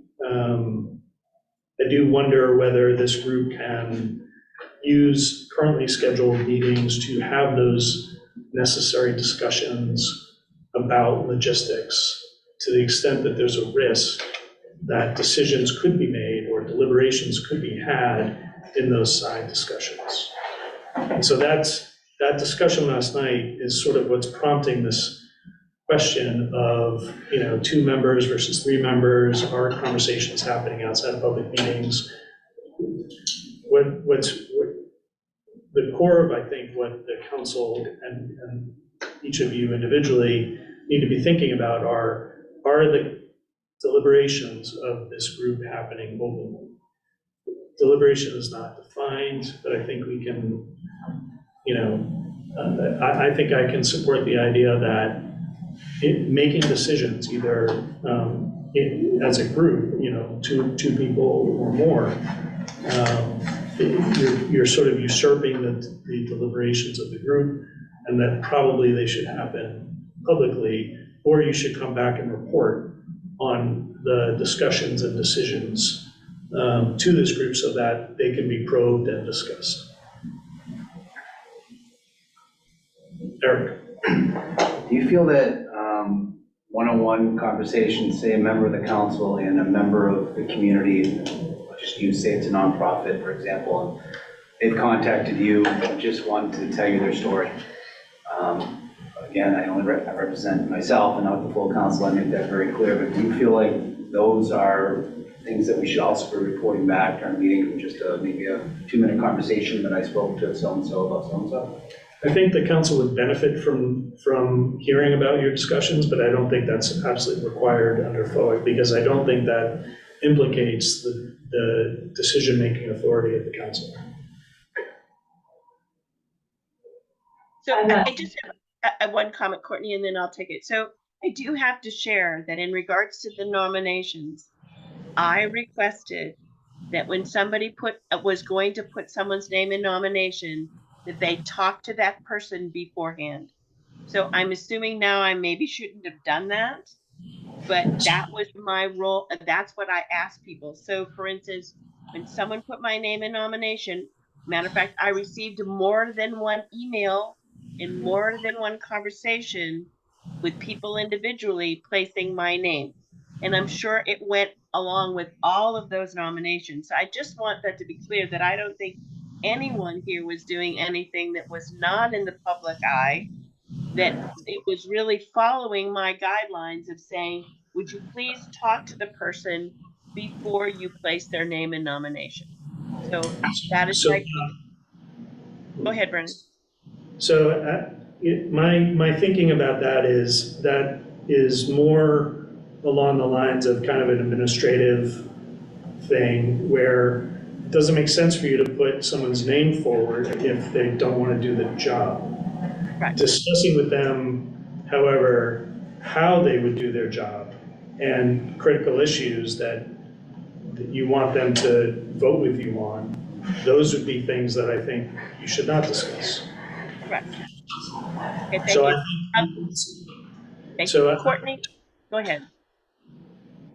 No, sorry. Brendan, go ahead. Do you want to finish? I just want to, just the bare question of, I'm interested in putting you forward for a particular position. Are you willing to serve in that position? I think is a necessary, kind of administrative question.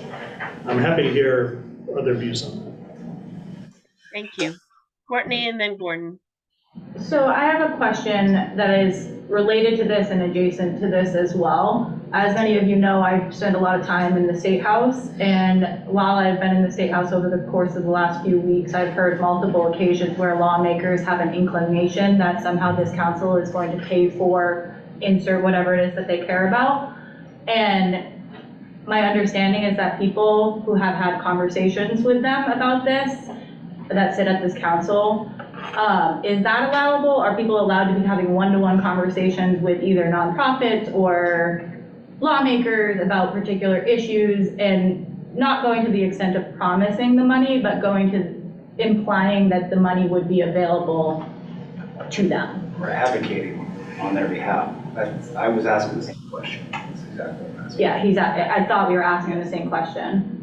So Pat's talked about this in the past, and I don't want to speak for Pat, but I think in general, I would suggest that no individual member of the council can speak for the council, other than unless the council designates a particular member to represent the council's interests. So for example, occasionally a legislative committee will invite the Recovery Council to present to the committee on particular topics. Historically, the chair has done that. I say historically, it's happened once. But that was the expectation for the HHS hearing or meeting that is scheduled for next Wednesday. Although I think Pat invited others to let her know if they want to also speak. I don't want to put words in your mouth, Pat, but I think the rule, the concept generally is that no member of the council can represent the council, and certainly not bind it, other than the extent to which the council has delegated that authority to somebody. Well, my concern is that is happening, or at least it's being implied that it is going to happen, and that raises significant transparency problems for me. So Courtney, I I think what I'm going to suggest, and then I'll take Gordon's question, but I think what I'm going to do at this point is I think that we all could use a guideline as to what that is. Because Courtney, I can see you there. And again, it's one of those things we have to talk about. I could see someone saying to you, oh, could we use funding, recovery money, fund? You could say, well, that's certainly within the guidelines. You're not promising them anything, but you're saying it's within the guidelines. And so I think I'd like to take this back to governance, to be able to look at it and to do some guidelines in regard to it so we all understand what it means, if that makes sense. But I hear you, Courtney. You're there at the State House and people are asking you questions and you don't want to be evasive about it. No, Pat, that is not what I'm referencing. Oh, okay. It's not me being asked, I'm hearing conversations that there are conversations happening in back rooms or behind closed doors about this money and particular projects that may or may not be funded by this money. And I wasn't in the room when those things happened, but I'm just putting it out there on the table because I think it has to be said, which is something that I continue to do and probably is the reason why I can't get elected as vice chair, because I continue to say hard things and I'm not going to change in that role. So here I am, continuing to say hard things. As a representative of the litigating subdivision, though, I feel like we should be able to have one-on-one conversations with the subdivisions if they have interest in things to bring forward. So if that's kind of what's happening at the State House, they're having conversations about things to bring forward one-on-one with somebody. I don't know, it seems like okay to me, as long as you're not making any promises, you're just saying, hey, I can't represent the whole council, but if the city manager approaches me and say, hey, what are you guys doing? I have this project. I should be able to tell them what we're doing, what we've put the money to already, and, you know, what's going on. And, you know, people are approaching us one-on-one, I'm sure. I get emails all the time. Can I meet with you? And, you know, you're right, I don't know what to say a lot of the times. But certainly no promises, but I should listen to these folks. Yeah. To say that we can't have one-on-one So conversations. for the sake of time, I'm watching time, and I know there's a lot of things here, and there's still a lot of questions. I know Gordon had his hand up. Gordon, can you say what you need to do quickly, and then I'm going to make a suggestion and then move forward. Pat, there's also two people in the room who have their hands up. Oh, I didn't see that. Who are they? Ben's had his hand up for a long time, and Chastity. Ben and Chastity? Mm-hmm. Okay, so we'll go Gordon and Ben and Chastity.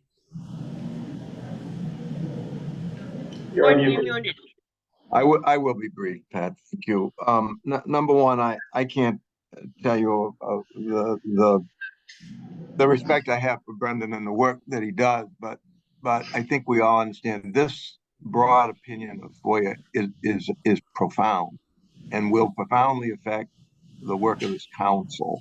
So I think referring it back to and Brendan has acknowledged that he wants to continue to take a look at how Efficiency Maine does its business, how the Department of Human Services are.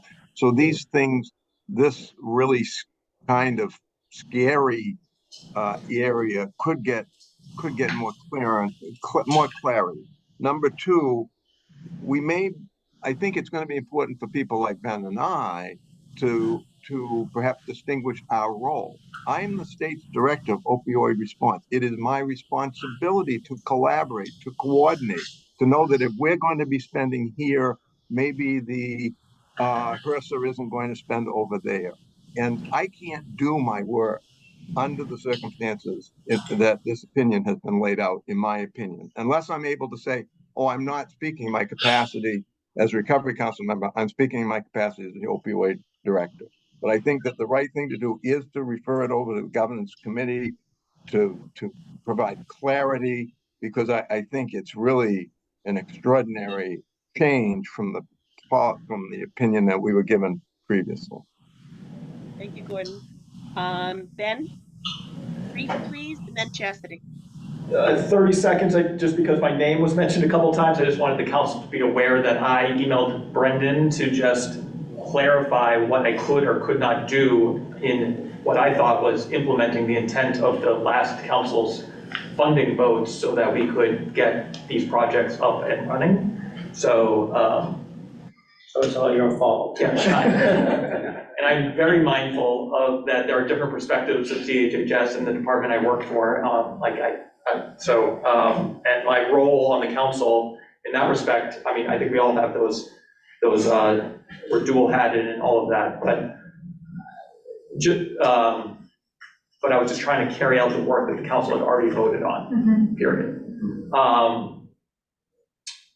I am curious, Brendan, I don't know if you said section 406 or 401, is that FOA section specific to the Recovery Council itself, or is that general FOA that state government is subject to? It's applied to it's applied to the Recovery Council under section 402, which describes which kinds of entities are required to have public proceedings. So it's specific to the Recovery Council and certain other organizations, presumably. That's right. Yeah, it's all of, it's Title I, Section 401.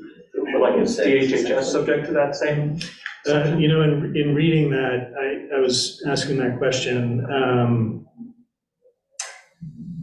It's not entirely clear to me that it is.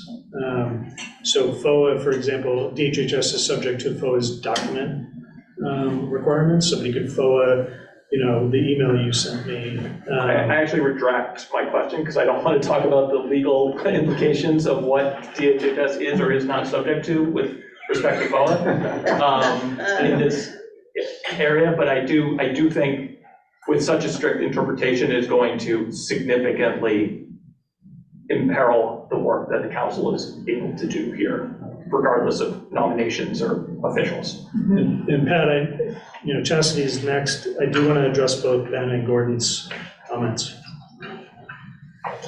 Okay, so I agree with all the things about the strictness, and this can make things difficult, but now with the transparency and with what Eric and Courtney are both saying, I feel like I need to say this, that after our last meeting, I had somebody reach out to me to ask when we're making the next decisions about money, because they were told in a city meeting that they would be getting shelter funding. So whether promises are happening or not, people are getting that interpretation, and it's making things really murky, for lack of a better word. So that's all. It does. We get lots of mail. The other day I got something actually addressed to my home with the outside of the envelope saying personal, and it was a request for the council. So again, you're right, Cassidy. Brendan, I'm going to give you the floor for just a little bit more, and I think at this point I'm going to make a suggestion and move on.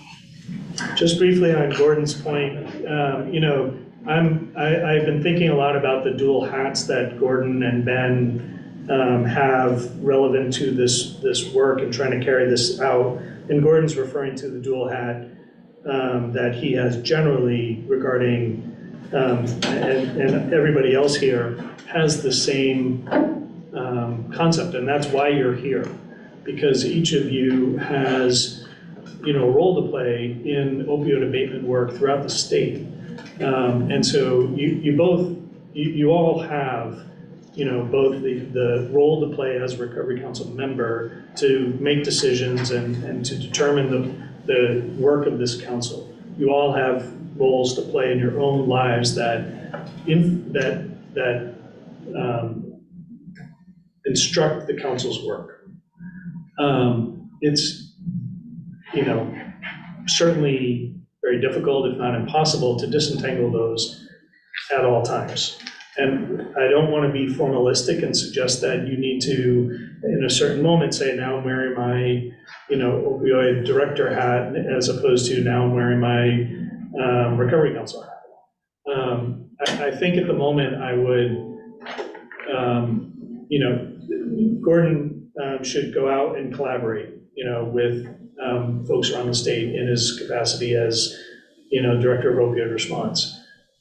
To the extent that, Gordon is talking with others or with other council members about the council's decisions that could narrow the council's decisions, that's when I think FOA would say those deliberations ought to happen openly in a public meeting.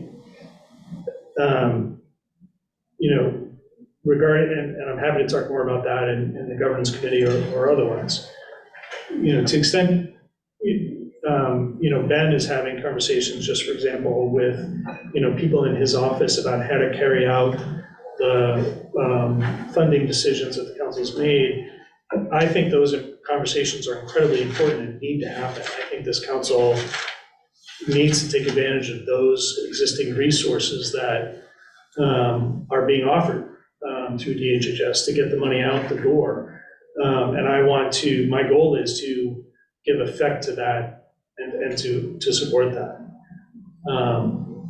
I think it's a priority to get that work done.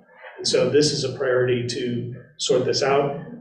You know, I'm not aware of anybody who would disagree with the idea that, you know, helping the council get the money out the door is a bad thing. So I'm proceeding with the, you know, I'm proceeding with the idea of finding ways to help Ben and Gordon and others, you know, help the council get the money out the door.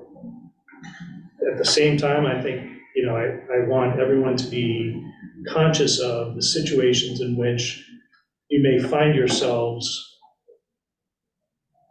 taking on the deliberations of the council outside of a public meeting. Brendan, thank you very much. I truly appreciate it, and this has been a rough conversation, and I'm glad that everyone has been respectful. Well, I appreciate that. My recommendation is that we take this to the governance committee, that we sit with Brendan and we sort it out. We come up with some guidelines and bring back, hopefully, to the next meeting, to the February meeting. In the meantime, if you have a question, please feel free to ask it. If you think something is okay or not okay, please ask, and we'll do the best we can to answer it. Right now, it's sort of we're doing the best we can, but unless there is some objections, I am going to turn this whole subject over to governance, and those members of the governance committee can expect an email from me tomorrow asking for some dates so we can get those published and we can get out and make sure that we have our 2-week notice and get that moving forward. If nobody has any objections to that, I'm going to move this subject forward. I have an objection. I'm sorry, I don't know if you can see my hand, but I don't mean to interrupt you, Pat. I can't, but please. It's really, my only objection is I have just one final question before you do it. I agree with it, with what you're saying, if I could. Yeah. And the thing is that I'm gathering that Brendan's interpretation of Title I is that we can't have one-on-one conversations outside of this room between now and February until the governance committee comes back with some recommendations about how to proceed. So I just want to make sure that if that's the case, I just want to be careful I don't do anything I'm not supposed to do between now and February.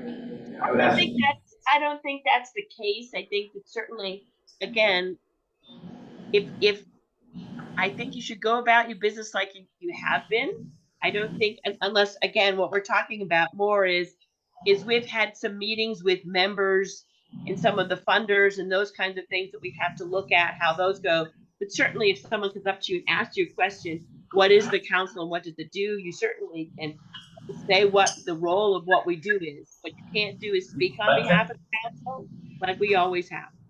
I understand, but can I talk to Eric Small or Ben Mann or Joe Everett if I run into, you know what I mean, about, am I not allowed to talk to another council member, I think was my question, between now and February?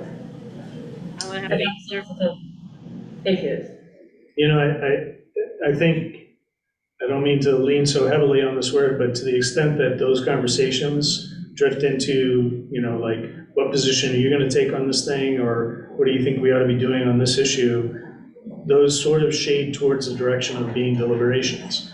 And to the extent that they're, you know, people are setting positions in their minds about, you know, the work of the council based on those side conversations, I think those are conversations that ought to happen at a public meeting. then my only follow-up would be then even if Courtney and I were talking about, this $200,000 piece, when we come up a chance for vote on that, I really don't like that. We should vote against that. Absolutely Right. not. I'll talk about that. Well, I'm not sure I agree, right? Because I don't see how the law, the same law that says deliberations have to be transparent says that this in no way restricts two people from talking. Right. You know what I mean? Because we wouldn't have the ability to defeat the purpose of this commission. We're Right. two people. Now, if there's 6 or 8 of us, or if there's maybe more than 3, I'm not even sure that I don't know what that means. I'm just asking. I'm not suggesting that we do that, but it's just not clear to me. I don't, I'm not supposed to. I hear you. For instance, there's certain people on the committee that are experts in certain subjects that I'm not. And so why couldn't I have a conversation with somebody saying, we're talking about this, but I don't really know what this means. Can you explain it to me? They're not trying to sway my vote. They're just trying to advocate and share with me their knowledge. Again, it's complicated. Again, right now, we're just going to have to do with what's in front of us to make sure that we're, following guidelines. And hopefully we can, by the February meeting, have a session into what is appropriate guidelines for the Freedom of Information Act. And again, I appreciate all of you and your patience with this. I'm a little frustrated myself with it, but it's about acceptance and about trying to move forward. So can we move forward at this point? Is that okay? Sorry, Pat. All right. Can we move Yes, forward? I think, yes, please. What's the question? I said yes, please. Moving forward. Move forward. Oh, thank you, please. Yeah. Okay, so we're going to move forward. And again, the governance committee should expect. Issues, which is what's been happening. All right, so I'm going to switch this agenda around so that we can get to things. There was a discussion in here about school funding. I can tell you that there's really a lot to report on that. So I think we can just leave that off the table for discussion. I would like to change the order of reporting. I'd like for the finance committee to go first, then grants and programs, and then Mary. Ben, would you like to report on finance? I can make it very short because we haven't had a finance committee since the last council meeting. So I believe Dr. Vinsel provided the last update for the readout from that meeting. If you all want more information on what I talked to about my team and how we're implementing what the funding decision, I'm happy to answer any questions. I had 2 one-hour meetings this week. So could you do one quick thing? And again, I don't want to make it lengthy, but I learned that there's a little glitch in the funding, that the way our funding works is that we can't give it to the state using not appropriate counting terms, but do you know what I'm referring to, Ben? The way the law works, it's not as easy just to place our funds within the department. Yes, I'm just considering how to frame the topic. So Maine Recovery Council funding has a special fund type. It's 027. Every general fund is 010. There's specific, and in order to move funding across organizations at the state level, so if you wanted to transfer funding from the Maine Recovery Council to the Department of Education, that would take my understanding is that it would take an act of the legislature to actually create the allotment so that education could receive the funding and it could be debited from the Maine Recovery Council. There are other options that I've had conversations with the budget director of the Office of the Attorney General on, because this does happen from time to time within state. Departments move money across among each other, and I am exploring those. I think doing business in government is difficult sometimes and slow. And so but there are reasons for that as well. So we're working through it. I'm not optimistic that we will figure it out if the intent of the council is to, for example, amend the current syringe service contracts to add the funding that was voted on last council. Okay, thank you. I just wanted to questions for Ben in regards to finance? Yeah, Justin. I'm glad you mentioned the syringe service program one, because on the syringe service side, there's been a lot of questions and concerns about if it gets filtered through the state. And since that's not the stuff that I work on, our operations director who does that put together the notes far better than I could, and Mary has them to share with everybody. But some of the concerns, like I've mentioned before, is, you know, not being able to purchase specific things if it filters through the state. Because our understanding from the auditor is anything that filters in through there is still, it has the same requirements about what can or can't be purchased. There's a bunch of others, but it's much easier if people read it. Happy to take a look. Thank you. You can send it to everyone. Thank you. Any other questions for Ben? I can't see hands, so if someone can help me. Did you give an update about interest last council meeting? Just that you were looking into it. Okay, we could do some good news. I did talk to the state controller, and there is interest being accrued on the balances that are in the Maine recovery account, and as of mid-December, the interest that has been generated is $419,907.37. Wow. Whoa. That's a lot of money. $400,000. More than that. That's what you get when you have $17 million in the bank. It's certainly not like my investment account when I retired. That will continue to accrue. I don't think we have a way to publicly report on the interest, but we will. I think we can figure out how to work that into the spreadsheets that are online. Excellent. Excellent. Thank you. Good question. So does that make an argument to actually, it's better? You know how in the early onset of the years, there's more money left, so we're making money if we keep more money in there. We are. I mean, I think somebody raised that Alaska's reserving the principal and only spending the interest, which would, I mean, that'll make the money last forever if they actually do that, but like there's certainly more interest will accrue if we spend less. So could we have a little bit of discussion around that in finance committee? Yeah. Mm-hmm. Happy to. Good addition.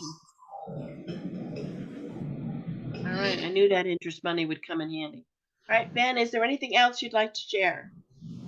I will just, let me just manage expectations a little bit. It's a large sum because that interest has accrued since the beginning balances were put in it. So like next month, we're gonna have 420,000 instead of 419,000 or something like that. It's gonna, but that is like a large one-time whatever the funding was in the account beginning of last year. So it's like a 2 years. 2 years. It's been 2 years, so.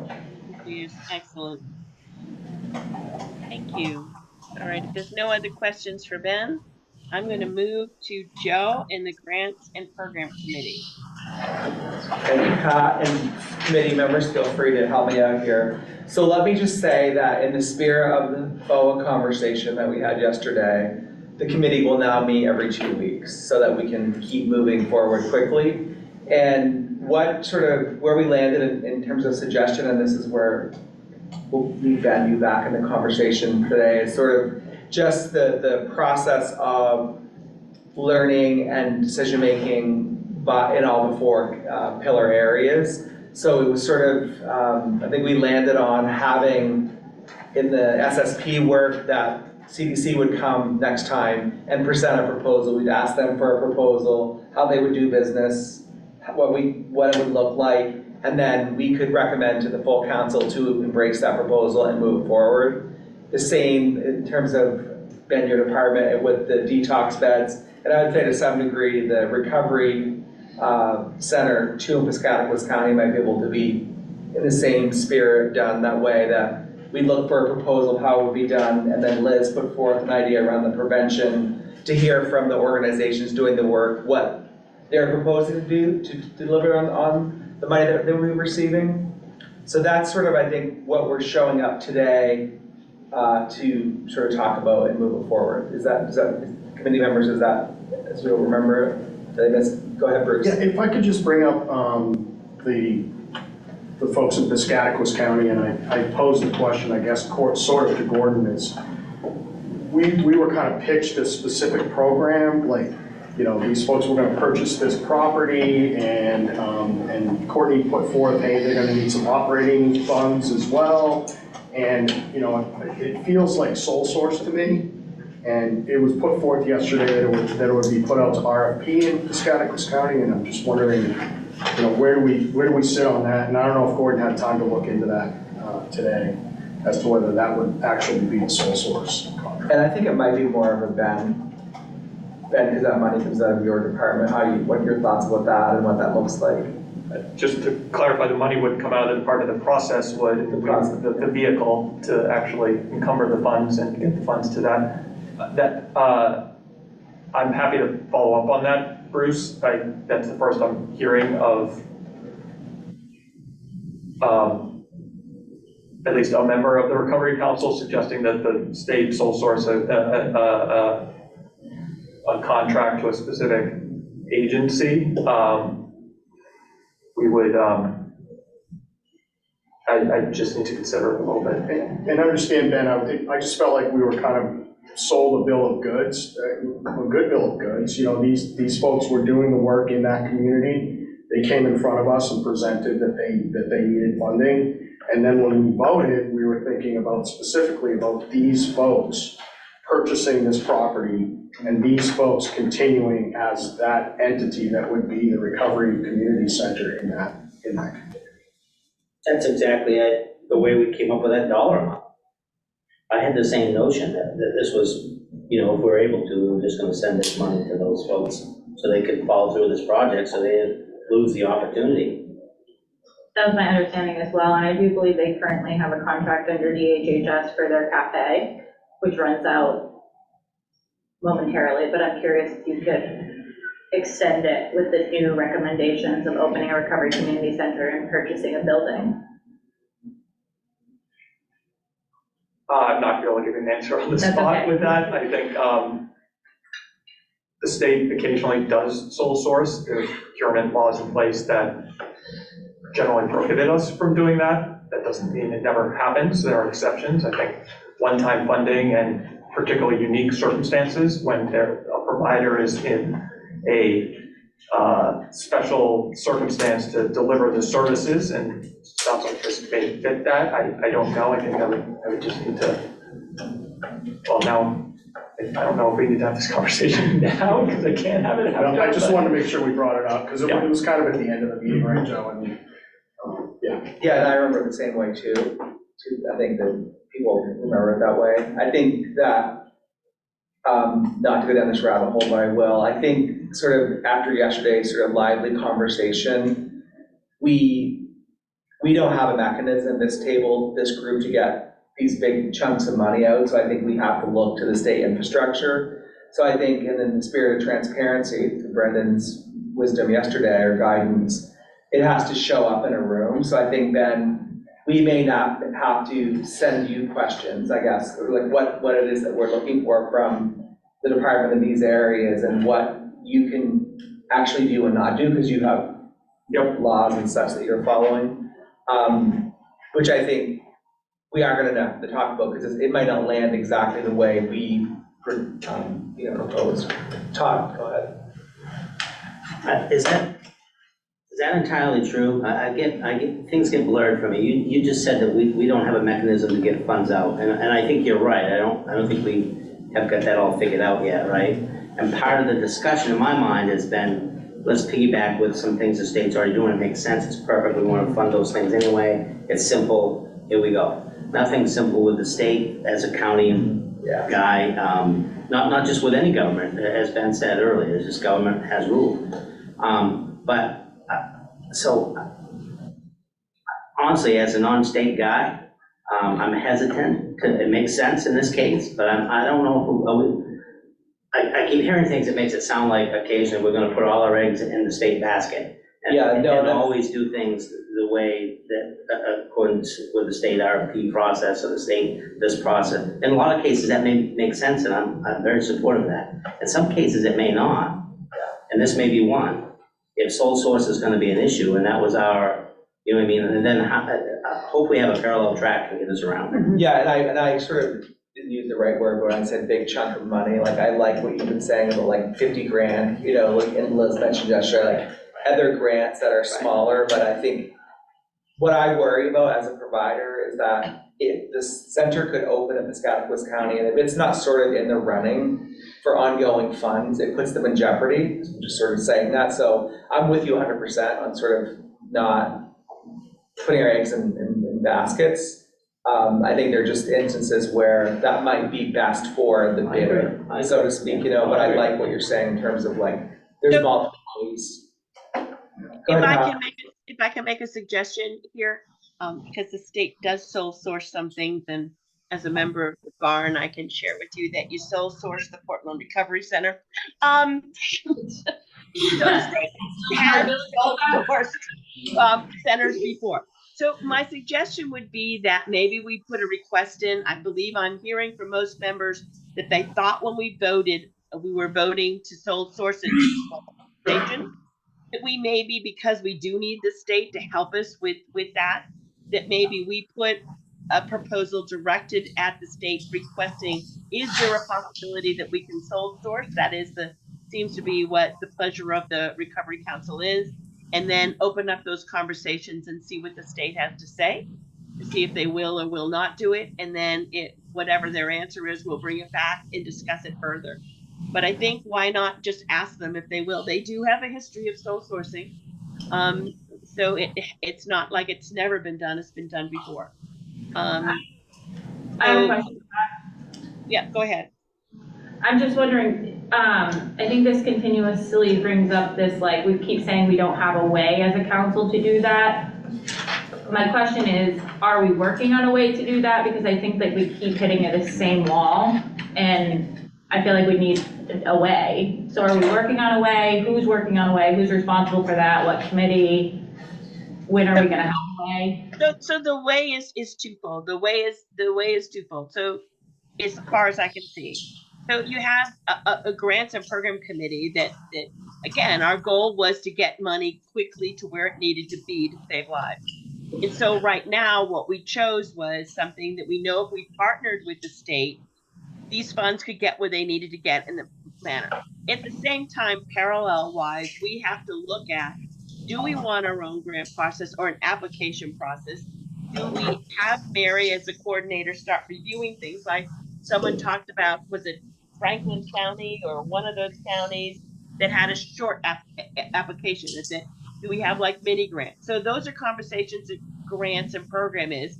Then they will have to coordinate with the finance committee to see if we're able to do it. Again, the issue always is you build this building, do we have the person power to keep the foundation going? Right now we have one paid employee. Right now we have no capacity to handle 17 people receiving money from us in different things and reporting process. So those committees, grant, as far as I can see, grant and programs committee needs to look at, you know, we'll do some of our funding through the state, which is working for us. We have another way for people to apply for grants, develop that, what is it? Or do we hire an organization that already does it? Maine Communities Foundation, for instance. Again, and then you have to have finance look at it as to how does that fit in our budget and how do we disperse those monies? Thanks, Pat. I just don't think it has to be this complicated. I think that we could really look to our friends in Franklin County who just put together an application in a Google form and did an open call to the community and said, do you have ideas? I just don't think it needs to be this complicated, and I don't know why it's continuing to be this complicated, but okay.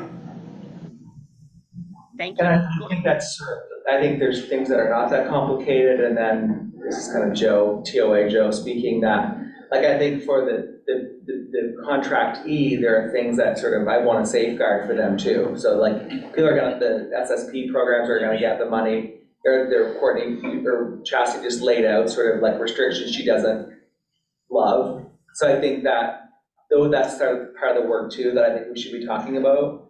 And figuring out where we talk about it, since it has to be public, is part of the conversation too. So I think part of it is sort of as simple as that you and Todd have said. Some of these other things line up with sort of existing work that's happening with the state. And I'm not advocating everything goes to the state. I want to make it simpler too. I'm just sort of trying to move it forward as well. And I looked at the AG's office, like you're our department, so to speak. So like what does that look like in your office if you had to manage grant? I know you have in the past managed some money to organizations. You need to do that probably. And, you know, I think to Pat's point, do we want to have this conversation here or in the program and grants committee? I think that there's some urgency to sort of make whatever decisions we have to do today to get the ball rolling next time. In 2 weeks, we're meeting again. So I don't want to just continue this conversation. So let me sort of reiterate, just let's maybe go one at a time. So the harm reduction category, we're proposing to invite CDC. You talk to them ahead of time or send them a proposal. I'm not sure if we have to agree to those questions in this room, what we're going to send them for requests. Ben's in the room, and I know it's not necessarily his job, but sort of just asking OBH to come and talk about the detox beds and potentially the recovery center, because that's where the funding comes from. The prevention folks, asking them to come and do a proposal. So can we agree that that's the road we're going to take at the next program and grants committee to sort of keep it going quickly so that we're not in September going, well, what's going on here? And then, I think I've covered all the pillars. And I actually just we do have a few decisions I would love for us to think through about the prevention stuff, for them to even be able to come to us with a proposal. There are a few decisions that I think the council today needs to make in order for that to happen. Just so we put that on the docket here. Okay, Ben and then Gordon, I see your hand up, so we'll get. Yeah, I would just, we sort of need a process map on this stuff, I think. Mary, maybe you can help us think through this. I'm happy to help as well, because I don't think we did anything wrong. I'm glad that there's funding decisions made, but if you don't like the implementation plan of the CDC, then maybe they should be presenting before we actually vote on the funding. Yeah. Or maybe the funding is gonna go out regardless. Like, the how is important here, so we just need to think through what happens in what order, I think. Gordon. You're on. You're muted. I realize that we're rehashing a little bit of yesterday's grants meeting, but because it's such an important issue, everybody on the council needs to hear this information. I don't agree with Courtney about Franklin County, by the way, being a good example. Each project is different. In some cases, we may be able to manage it in-house. In Franklin County's case, these were $5,000 and $10,000 applications.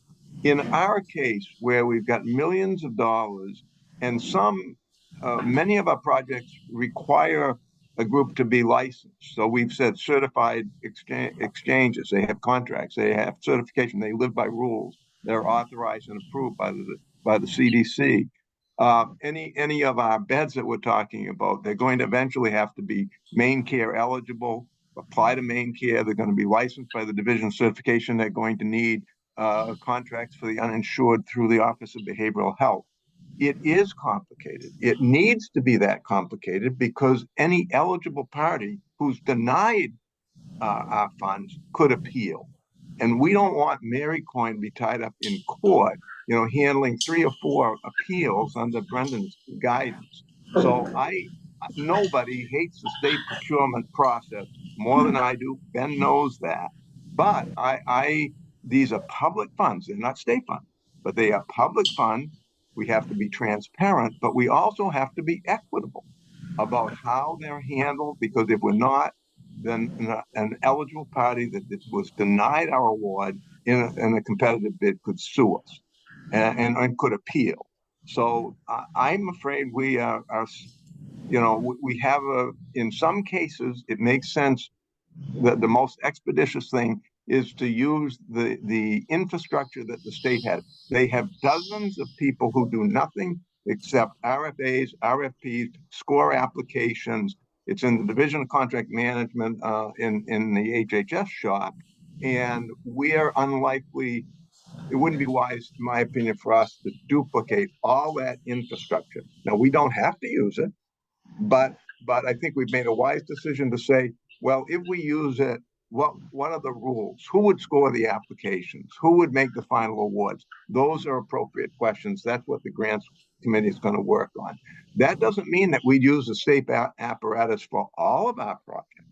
Some of them we can manage ourselves. So I think it really depends upon whether we're talking about a treatment facility, a recovery center, syringe program, or something brand new.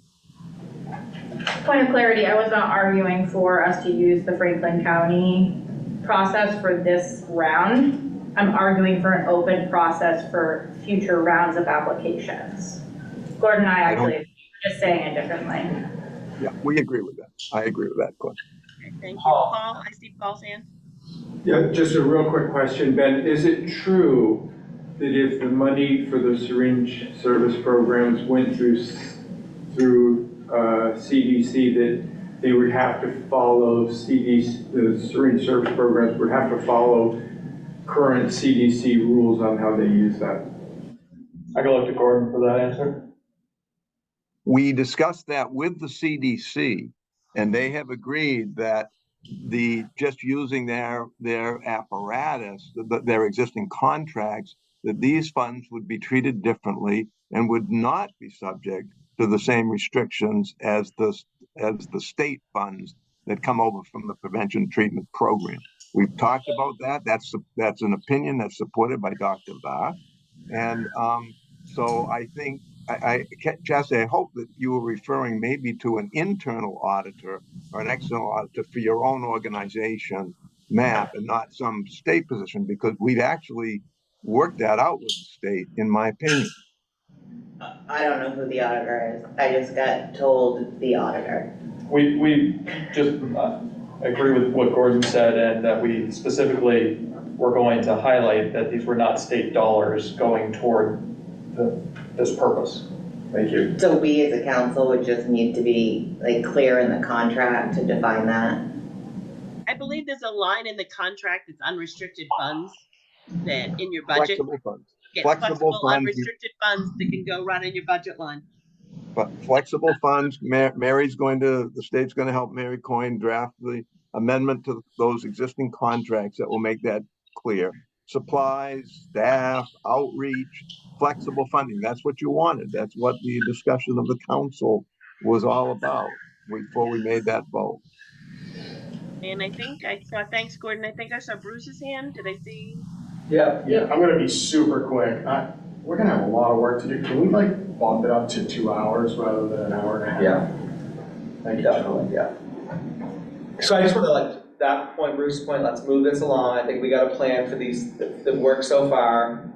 We can connect, Mary. I think you've got a good grasp of it, to reach out to the folks we need to reach out. Next meeting, within a month, we'll be able to make a lot of decisions about getting checks in the mail, so to speak.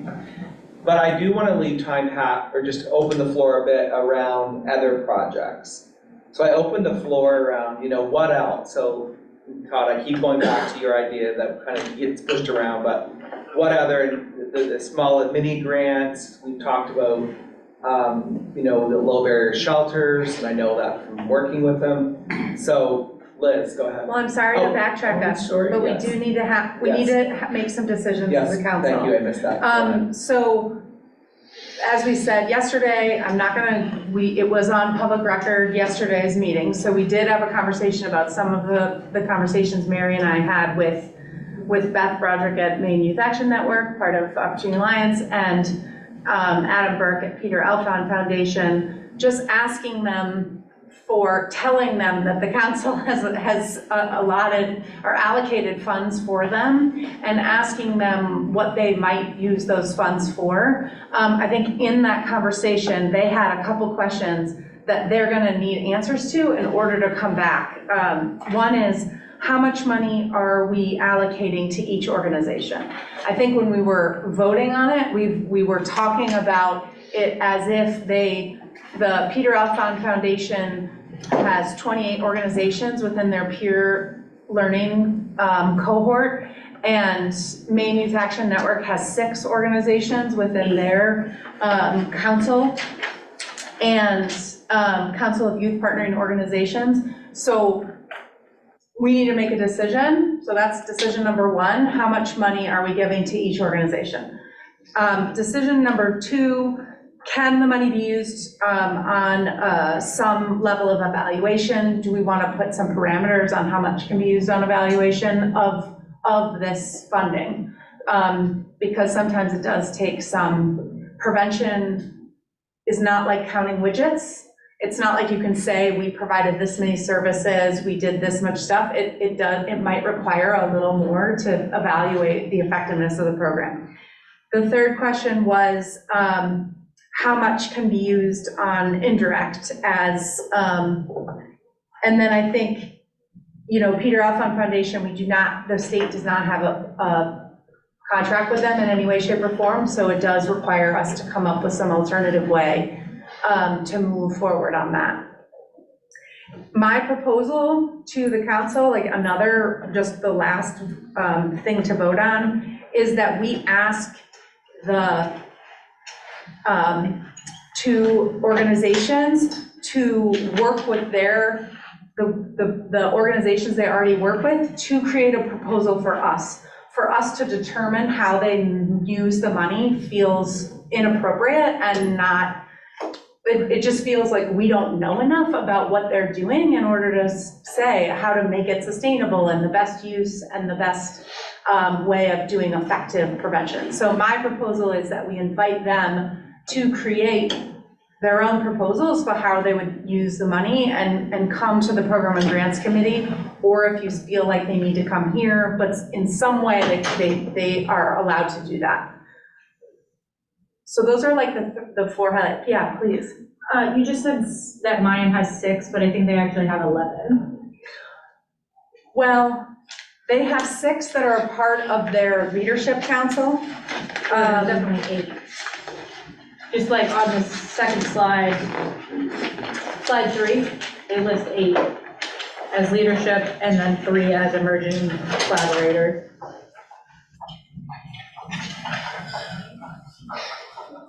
Okay, so I think there's the core collaborators, and then there's these others that are not yet funded partners. If it's the will of the group and Mayan is one of the core collaborators, and maybe you have if it's the will of the group to fund ones that are not yet being funded by them, we can talk about that. And I think when we voted thinking about the ones they were doing. Okay, so that would be the 8. I think we voted on 8, but Mayan is one of those. So yeah, you can put them in the bucket. I think they would do. Oh, they do use services. Yeah, but they are the people we'd be funding, so to do the work. So, I mean, you can fund them again. You're essentially it's like Peter Alfond Foundation has 28 organizations. They are the overarching organization who supports them. Some level of their proposal will probably include keeping some funding within to support the work that they're doing together. If you count these 7 organizations and you include Mayan, well, my understanding is TOA is the parent, and then those 8 are the projects. No, we're talking about funding Mayan. We voted on funding Mayan. It will go through to it, TOA, but we're funding Mayan to do the work. It's fine. It's like a matter of counting. I'm not sure why do you know why they're listed as a core collaborator? I mean, I think it's because they are overseeing the whole council. And I'm sort of trying to abstain from the conversation. I just like your idea about let those organizations do a proposal like put forth what they're doing, we can decide. Well, I don't really want to comment because. Right. Yeah, Go ahead, Bruce. I'll quickly comment. I mean, I thought that's the way it was laid out, that we were going to trust these folks. Yeah. They're the professionals. They're the ones who really know where the funding should go and how much folks need. And So I think just the big question then is how much funding for each organization? Like, how do we figure that out? Are we determining that, or are they determining that?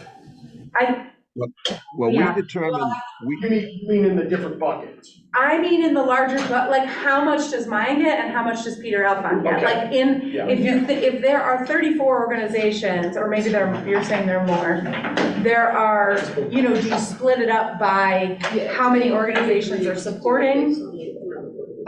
Peter Alfond is supporting 28 organizations, and Mayan, we're saying, is supporting 8. So there's 36 organizations. 8. So 36.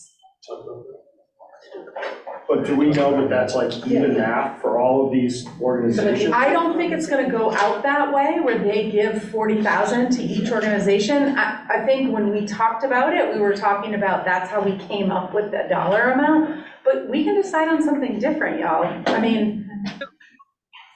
we can't decide on anything different without amending the motion that passed. And I have a question of Liz, really. The one thing I don't want to do is go back and change the motion that we passed, which was, I think, $750,000 a year for two years. And could we not ask those two organizations to come in and rather than us telling them how much each is going to get, let them jointly develop a proposal and come in and share with us how they might do this. That would be done in public session, because we don't want to manage 36 relationships. We want the two of them. We want to manage 2 relationships, and they're the experts. And the sooner we can get that money through them to these little organizations, the better. And it shouldn't be the same amount to each. That's up to them. Let them come in and make a proposal to us. Why shouldn't it be the same amount to each? That's what I thought we voted on. So can I Vote on a lump sum. So can I just jump in here, please?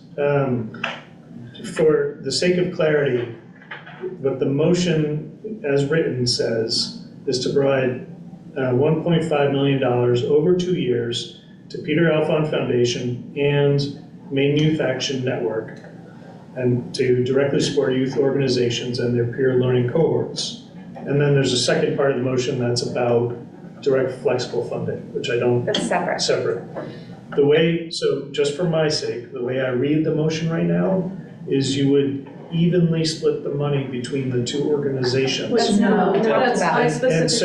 so, as Haley was about to say, I think, Haley, at my request, watched the video. She reported to me that you guys had a different conversation in the video, but that's not what the motion says. So I think the motion should be amended and clarified. Yes. I would suggest it not happen until after the presentation.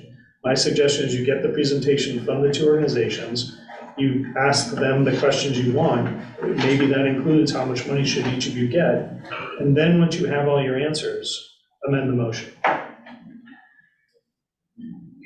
I think pitting 2 organizations I was like, against oh my each God, we're other gonna have with 2 youth serving organizations. 2 youth serving organizations that have, one is supporting 28 and one is supporting 8, I just feel like personally, I think it's unfair to be asking them to come up with this and when the conversation we had was based on the fact that they are supporting 28 and 8 organizations. That was the conversation we had. I'm assuming you saw that in the. Yeah, it specifically stated that it should be based on how many organizations they each serve and not split evenly. So it's actually specifically said that's not split. So if we amend the motion, I would prefer we amend the motion now for giving them clarification on what the will of the council is on this, because having them do this feels unfair to them personally, and maybe somebody else. I don't know how it's unfair. You're giving them $750,000, so I'm not sure how unfair that is. This is not about asking them where they need to where their need is. So where their need is different from us saying, we want to give you $750,000, what would you do with that? Those are two very different things. They have gigantic needs, and each one of them would happily take $750,000 to make amazing things happen. We aren't doing that. We aren't giving them each $750,000. We're giving $750 total for 2 years, which is amazing and great. And I think each year, 750,000, yes, which is amazing. And I think this council needs to decide what, if they are supporting 28 and 8, do we want to give them, I think we should be giving them some version of a dollar amount that then they can work with to figure out what they can do with that amount of money. Can I ask Liz a question? I would ask Liz a question. Gordon, Betsy. So Betsy was about to speak. Gordon, hang on for a second. You guys laugh at me, but I write everything down. The discussion had to do with wanting to vote today, and when the question came up as to a level of funding, it was 36 organizations at $20,000 a year each. That's where we came to the 1.5 over 2 years. That's where it came from. Thank you, Secretary. Thank you. You are welcome. Thank you, Betsy, for copious notes. Yes, ma'am. So that math would equal out to Mayan getting $666 for year one. And the other group that I can't remember their name would be $583,333, because that's 28 times 21,000. All we said was 36 organizations, which was the total of the two, at $20,000 a year each. And that's how we came to that lump sum number. And then it was, and we'll do it for 2 years in a row. How you choose to do it, I don't think, we didn't get any more specific than that, at least according to my notes, and I So mine tried. would get 160K because they have 8 organizations. And the other one would get 28 times 20, whatever that is. So, what is the pleasure of the council? I'd still like to ask my question. Sure, go ahead, Gordon. And I apologize, and actually Betsy has kind of, she's kind of screwed up my question. Because I think we're getting to the same place though. My question of Liz was going to be whether it was her recommendation that the funding that we have be proportional, that it be, 28, whatever is the proportion of 28 and 8. But it sounds like if we actually talked about the 20,000 as a goal for each organization, that we end up the same place because one's got 8 and one's got 28. So, but Liz, I wondered if you were the use of, is that what you're looking for? Is a proportional thing? And do you think we should dictate that each group get the same, each of the 36 get $20,000, or that we leave those to the 2 organizations? I was saying we had this conversation, and so that's how we came up with the number. So coming up with giving them proportional amounts, so this amount we've just decided on, that equals 750,000, because that amount doesn't. 30,000 over. So 20,000 times 36 does not equal 750,000. Right, just okay. right. So we have to figure out how we get to that number. So whether it's that we do a 750,000 divided by 36, and then come up with the way we get to those 2 amounts, but that we let the 2 organizations decide with their partners how they actually spend that funding, because they may not want to spend the funding by giving each organization 20,000, because that might not be sustainable or practical, or what's the best use of the funds. So I'm just trying to get to the number, and then saying, let's get to the number, and then ask them to make us a proposal. Go ahead, Bruce. And so we're talking about equal versus equitable, and so equitable funding, and Yes. that's cool. The other part is, administrative costs. You know, we're talking about, you've got this 30,000, is that how much? It's an extra 30,000. I mean, I'm not saying that there's gonna be 30,000 in administrative costs, but there are administrative costs. Yes, there are. They already asked about indirect. Well, I think administrative costs for Indirect doing the costs. work, they can come up with what does it take to do the work, and then there's indirect to their organizations. Those are two different things.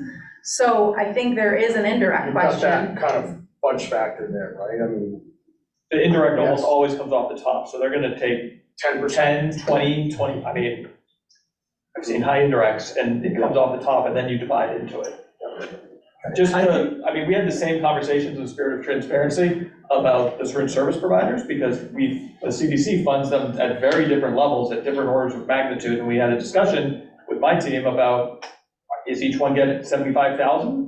Because that was the intent of the council, which is where we landed, even though that'll be a lot of money to some and not as much to others. So I think the conversation we didn't have, and I think, Sorry, I was just gonna say there's an extra, not that there's any extra money ever, but there's an extra $30,000 not attributed in this math. And I'm curious if it would feel right to split that between the two parent organizations for administrative costs. So no more than $15,000 a year in administrative costs for TOA and for Peter Alpern Center to get the money out. so can I just ask a different, Yeah. not answer that question? Sure. So I think that we didn't talk about the scope of these two organizations. So Courtney, you may know that. Do you feel like you have a grasp of what all these 36 services do? So if one of the contracts is serving 4,000 youth and one serving 40 youth, their scopes are way different. And I don't know that, nor do I want to answer that, but do you have any sense? Because that matters, I think, in this conversation. When they show up and say, well, I do 28, I do 12, whatever, but what does that really look like when you execute that? I mean, I don't think I have enough information in front of me to speak to the scope of And I impact think it that goes to, they're having. I am one member of one cohort through Maine. And you'll see, actually, they do have a few overlapping partners where they both are working with the same partners. so do you think you have a good sense of that, Liz? Like in those documents there? So in order to I think that in the end, the question is not about whether they're going to give the money out equally to each organization, because they're going to come back to us with a proposal. I think it's about trying to figure out how, I still believe that it could be possible to say, let's do it proportionally based on all the organizations they're supporting, just because the sheer magnitude of 7 versus 28 is different. And so to give them the same amount wouldn't be recognizing that the magnitude of what they're supporting is different. And so, but I think the issue of if does Our Place Portland reach the same amount as Hardy Roots? No, probably not. But I think, again, that's for them to decide how they want to use the funding and tell us, and then we can, say to them, but we need to come to a number. Yeah. So Liz, what exactly do you need that you believe will then allow them to have a presentation to give to the grants committee? What is it that you need from the council so you can give the go-ahead to them to bring to the grants and programs committee for a proposal? Well, if you'd like me to make a motion, I make a motion that we give. I would love a motion. Let's just do it like this. Sorry. 575,000 to Peter Alfond Foundation and 175,000 to Mayan to directly support their peer learning cohort and council of youth partnership programming. Second. Can I just clarify? Do you mean each year, 2 years? Each year for 2 years. Thank you. So close. Can I reiterate the motion? Please. I think I heard you say, Liz, that your motion is $575,000 a year to Peter Alfond Center for 2 years. and then $175,000 a year to TOA/Mayan for 2 years. Yes, that's a motion. Okay, I'd like to second that. It's been moved and seconded. Any further discussion on that motion? Can I just ask a quick question? Sure. Is there, not knowing anything about the organizations, is there a possibility that one of the 7 in Mayan, to your question about proportion of who they serve, and maybe this is intentional, is there a possibility, like, does this account for the possibility that one of the 7 in Mayan serves the same number? Actually, I'm going to retract my question. I think I know the answer. All right, thank you. All right, if there's no other discussion, can I call a roll, please? Liz Blackwell Moore, Yes. Todd Brackett. I don't know. I'll abstain. Okay. I was on the phone, I'm sorry. I missed part of You're the good. discussion. Lydia Crafts, Joe Everett, Abstain. Betsy Fitzgerald, Yes. Courtney Gary Allen, Abstain. Pat Kimball, Yes. Ben Mann, Yes. Bruce Nodden, Yes. Miles Alette, Yes. Eric Small, Yes. Gordon Smith, Yeah, Keena Thackara, Yes. Chastity Toole, Yes. Paul Vincent. Yes. So 11 carries. Very much, motion carries. Thank you. So does the grants and program committee have what they need to now speak to the Alphon Foundation for a presentation at their meeting? Am I correct? Yes. Okay, excellent. Moving forward. Gordon, you have your hand up, or is it just? well, I believe Joe had asked for other projects, and I wanted to address the treatment pillar. And because you had asked me to look at outpatient, our second priority was outpatient treatment, and I had collected some information on, I was sent to collect information on the current status of buprenorphine prescribing across the state. And I'm prepared to advance some ideas on that if we have time, even if we don't reach a final discussion, at least then we'd have another project to work on in that treatment space. No. Okay, I haven't been interrupted so far, so I'll continue. I am going to tell you, it is 4:08. I know, I got you. I can do this in just a couple minutes. So I'm not satisfied with the information that I got from the data team on buprenorphine. It wasn't really exactly what I asked for, because I wanted some comparisons for how our per capita prescribing related to other states in the country, and I didn't get that. What I got was information that showed that we have a fair amount of buprenorphine being prescribed, and a lot of new entrants in the marketplace, and we use completely Maine Care data. They weren't able to use PMP data, and it's fairly flat. We've had significant increases in the past, but for the past 24 months, for instance, I do not believe that we've seen a significant increase. What I'd like to so I'm not ready to advance something relative to outpatient prescribing for MOUD at this point. But I do think that we haven't had much opportunity yet to talk about specially impacted populations. And I think that it's clear that we are not meeting all the needs of the incarcerated population with respect to SUD treatment. There's a lot of requests from the jails for support for their medication program, particularly as some move from Suboxone to Sublocade or other products, including methadone. So and it's a perfect opportunity to use some county money to be matched with some state money to give some relief and some growth to those programs. I would require them not to substitute, not to supplant, but to offer them some funds to go with some county funds as a match in order to expand the SUD, MOUD programs in our county jail. Go ahead, Bruce. Gordon, what's the matching amount from the counties? Well, realizing that some counties don't have a lot of county opioid money, I mean, it's not for me to decide. It's for you to decide. But I would, for discussion purposes, we might say, you put in 20%, we put in 80%, up to an amount of money, because our state contracts, you see, are not sufficient to sustain those programs at the rates that people come in with substance use disorder and need to be treated.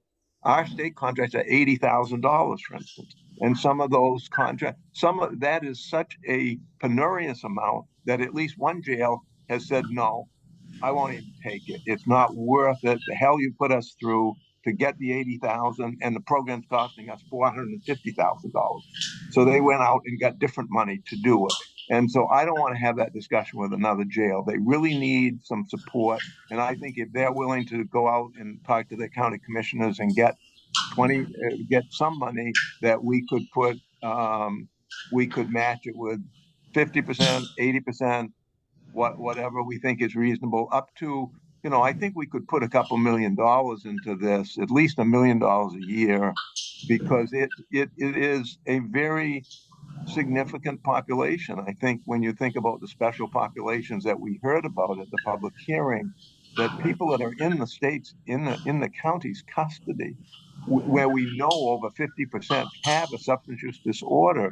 We heard Dr. Vinsel say that he's only able to treat 15 to maybe 25 people in our like fourth largest county jail, because that's all the money they have available. That's simply unacceptable. This kind of program would help that. So Gordon, do you have a suggestion? Who would make this proposal to us and how that would go? Or, I mean, Well, are I you? think, I think I wanted to throw it out there today because now we can have a discussion about, we can hear from them. I mean, we could contemplate that the important thing to do today would honestly be to perhaps put an amount of money with it, and because not every jail is likely to apply. Some jails are much bigger than others. We would not want to give them all the same amount. We would want them to submit a budget as to what they would be able to do with the funding. Each could apply for, say, up to $100,000 a year, up to that much for a 2-year period, and then do the math and see if we've got that much money available. I'd hate to do less than $100,000 for those larger jails, because again, it gets to the point where it's not meeting the need. And so if we did $100,000, they'd have to put in, my math is terrible, but I guess they'd put in $20,000, we'd put in $80,000, something like Other, again, I will remind people of time, but I will take questions. Just a quick follow-up question, Gordon. Did you anticipate that, I think that you'll find that when you talk about matching funds, right? I think you'll find that there are a number of counties like Lincoln and Saginaw and Two Bridges who have already, like the county, I don't know which county you're referring to, that's spending $450,000 on their program, sought the funding elsewhere. I mean, would you allow the counties, does your thought process allow the counties to demonstrate what above any state or other funding that we're currently funding these programs within our facilities to count towards any match? Or are you talking about additional match on top of what we're already burdening the taxpayer with, or what other source? There aren't many other outside sources that I'm aware of. There are a couple of counties, as you know, that have, is it Sublocade grant, which I know you're well familiar with. So I'm just curious, I'm just wondering what your thought process was there. I think each situation is a little different, and as I think about it now, I think the thing to do is to issue a request for information. The state will frequently do that, where we're basically saying, we'd like to help you. We need to know more about what your needs are. one of the requests we'd make is, what are you using now for county funds for support of SUD in your jails? What would make sense from your standpoint? You're doing a terrific job at Two Bridges, and also Waldo and Knox are working collaboratively with, so each situation is going to be a little different, but the requirements are really, the needs are really intense, frankly, in, say, Androscoggin and Penobscot, in my opinion, and also places where they've got 70% of the people on MOUD, and they're simply running out of money in Aroostook and Washington County too. So I think let's if we could work with Mary and ask our program and grants committee to put together, just a request for information, and say we'd like to help them, and could they fill out this, answer these following 6 questions, and then we'll put together a program based upon what we hear from them. Okay, so go ahead. Gordon, I've already done that. We talked last meeting about me reaching out to some of the subdivisions. And so over the past month, I reached out to all of them, heard back from about half. And I would say about half of those are putting their funds towards medication-assisted treatment in jails to try to offset, the burden on taxpayers right now. And the other half are using the funds towards various means. I've heard a lot from folks who are using the money for behavioral health liaisons within their police department, or substance use liaison, something of that nature. And as part of that outreach, I asked how much money they had to work with, and then also if they were interested in, partnering with the council and/or what kind of resources and support they needed. And I would say the two responses I heard from people were that they want to know what other towns and cities are doing, especially neighboring cities and towns. And then they would most definitely be open to matching funds. I don't know anyone who wouldn't accept that money.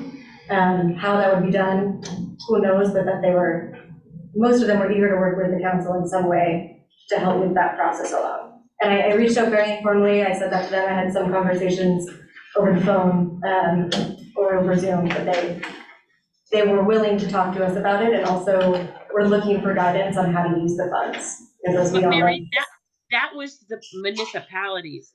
That wasn't the county jails. No. And I think Gordon is asking specifically about county jails. Yes, and in my outreach to the municipalities, I would say about half the respondents, I reached out to town managers, and the sheriff's office is the one who responded, or the chief of police.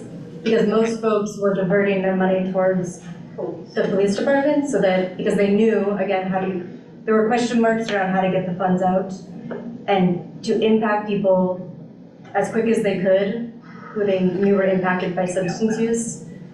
First responders seem to be an avenue that folks were going towards. So go ahead. Yeah, I'm just not sure that Mary asked the right questions, and not, you know what I mean? Because when I responded, for example, I thought she was talking specifically about what are we going to do with our settlement funds. Correct. We didn't talk at all about the other $500,000 that's in my budget directed at substance use disorder, either at Two Bridges or at the Lynn County Sheriff's Office. So I'm not sure that we dug deep. I'm not sure we asked the right questions. Maybe we did, but I'm not sure that we did, of at least the counties. I don't know what the municipalities are doing. But anyway, I throw that out. So my thing at this point with the consensus of the committee is that if you agree with Gordon that this is worth pursuing, that I can get together with Mary and develop a request for information from the county jails. We might run it through Utah to make sure we're asking the right questions. And then at the next meeting, we can bring that information back to the full council to have an open discussion about whether we think that the funding would help the jails in supporting people with substance use disorders within the county jail. Does that make sense to people? Yes. Yes, I would want to also include, we have a quarterly meeting with the jails organized by the Department of Corrections, which does have a set of rules on the jails. And so Anthony Cantillo, the Associate Commissioner of the Department of Corrections, also, because they give me quarterly reports on the level of SUD programming in each of the jails. So they should also be a part of this discussion. And Pat, you and I and Mary and maybe the Department of Corrections and with help from Todd, we can bring you back if there's if there's a significant level of interest, we can bring you back something at the February meeting that I would hope could lead to a motion at that point to start at least a process to lead to a program. Thank I think you. there were two other questions related to that with Liz and Bruce, if you still have questions. I wonder if we can move on to other issues that we want to find out more information on. Well, we can in just a second, because I'm a little concerned about the time, and there is a couple things that I need to talk about, and one is that you all received, you should have received a letter addressing homelessness in regards to request for money. And I don't know if you had a chance to review that, and I don't know if you want more information from this in regards to, it was a substantial amount of money, but sent by Senator Pierce. Senator Pierce. There were 4 organizations that are come forward that are asking us to look more closely at, which was going to be what I was talking about, low barrier shelters in Maine, and the need for, and I think in this conversation about more information, if we're thinking about jails, if we go upstream a little bit and thinking about folks who are at risk of becoming incarcerated and who also are at risk for overdose, I think it's worth gathering. If we're putting out proposals, I think it'd be worth gathering some more information from these folks about exactly what it is that they're looking for beyond what's in this letter, which is super comprehensive, but we may, if we want to bring them forward, to ask more questions. And I really, it's very. What I'm going to ask the council is, if you can please, if you haven't had a chance to read that letter or that proposal that was all sent to you from the 4, I think there was a particular group in the name and I can't think of it. But I think it's worth of us looking at, because we all know that those unhoused, certainly a large percentage of them, an opiate or substance use disorder is there. And so what I will do is I will have, if you have some specific questions about their letter, I will have Mary contact them. And then if we think we may propose them actually coming in person and sharing with us the information that they have, or through programs and grants.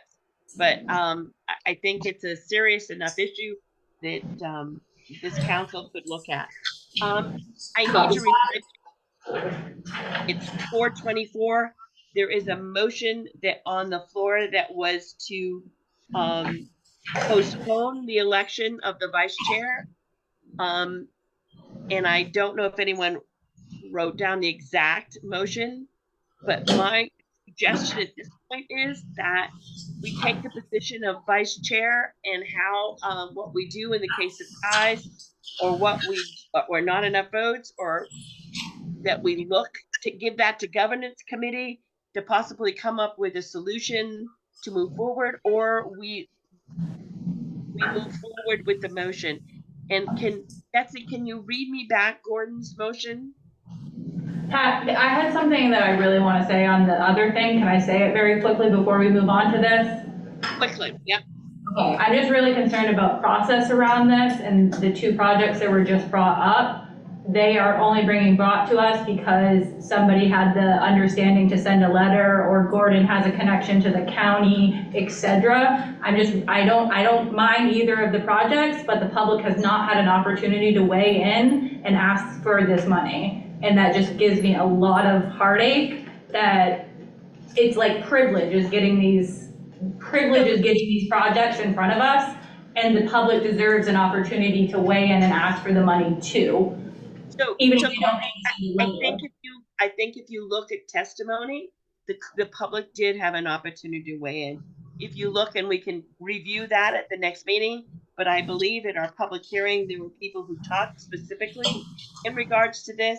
And if we look at Mary's chart into areas of concern, medication-assisted treatment and access to it, and I believe that the area of homelessness and housing was also part of public comment. I So disagree I that the public has had an opportunity to submit applications for this money. it's not an application. They're not we don't have an application process. If we were asked, we're gonna give them money. Yeah. Well, we already gave out $9 million without an application. Eric. I agree with Courtney in the sense that we've received other letters. We've received a letter from York County government 4 months ago asking, and I have that right before me right now. In full disclosure, I've talked to York County government, and that's why I was asking the questions earlier. And they have a shortage on their project. So it's unfair to address this letter right now and what Gordon's talking about without recognizing the fact that York County government has sent a letter about their 58-bed treatment facility. And who has this letter? Excuse me? Pat, excuse me, I didn't catch that. I'm trying to think who's on the letter.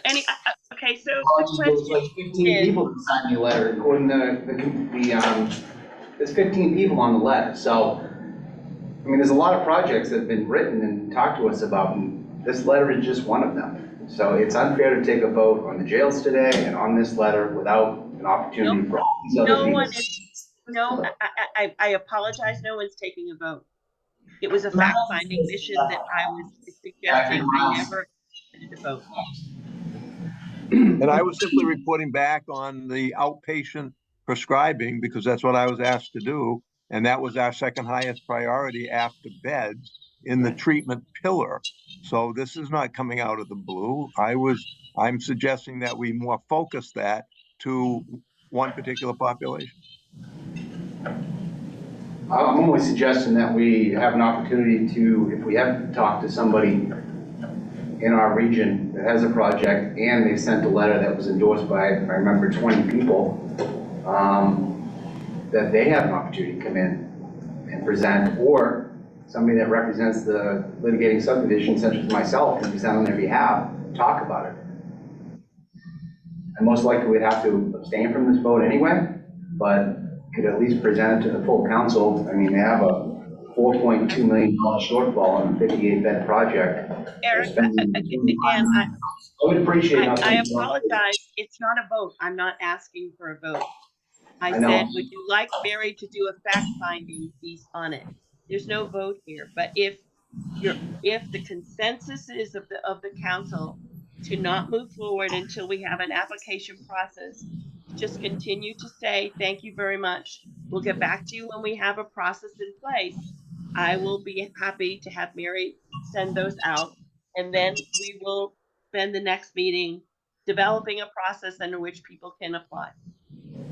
Well, there is a program grants committee. I think that my hope is that, Eric, to your point, that letter, so maybe I need to bring those forward when I get them.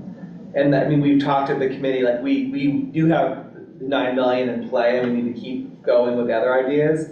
But I think that we need to make sure, and I will work with Mary and Pat, you, to make sure they get to the grid committee. Procedurally, I've been careful about not doing it backwards. I think things need to start here and get fed, so as we all get them, they need to go to the committee. So I'll commit to sort of being better at that and making sure that those show up there so they can be discussed and brought back. And Mary's there, and as you can see, she's very smart and can help with Pat put together sort of follow-up questions that we have. But I think that's sort of our role, and we do have a little bit of a full plate, but in the next month, hopefully we'll thin that down some. So I will also have Mary make a list of all the requests from all the emails that we have.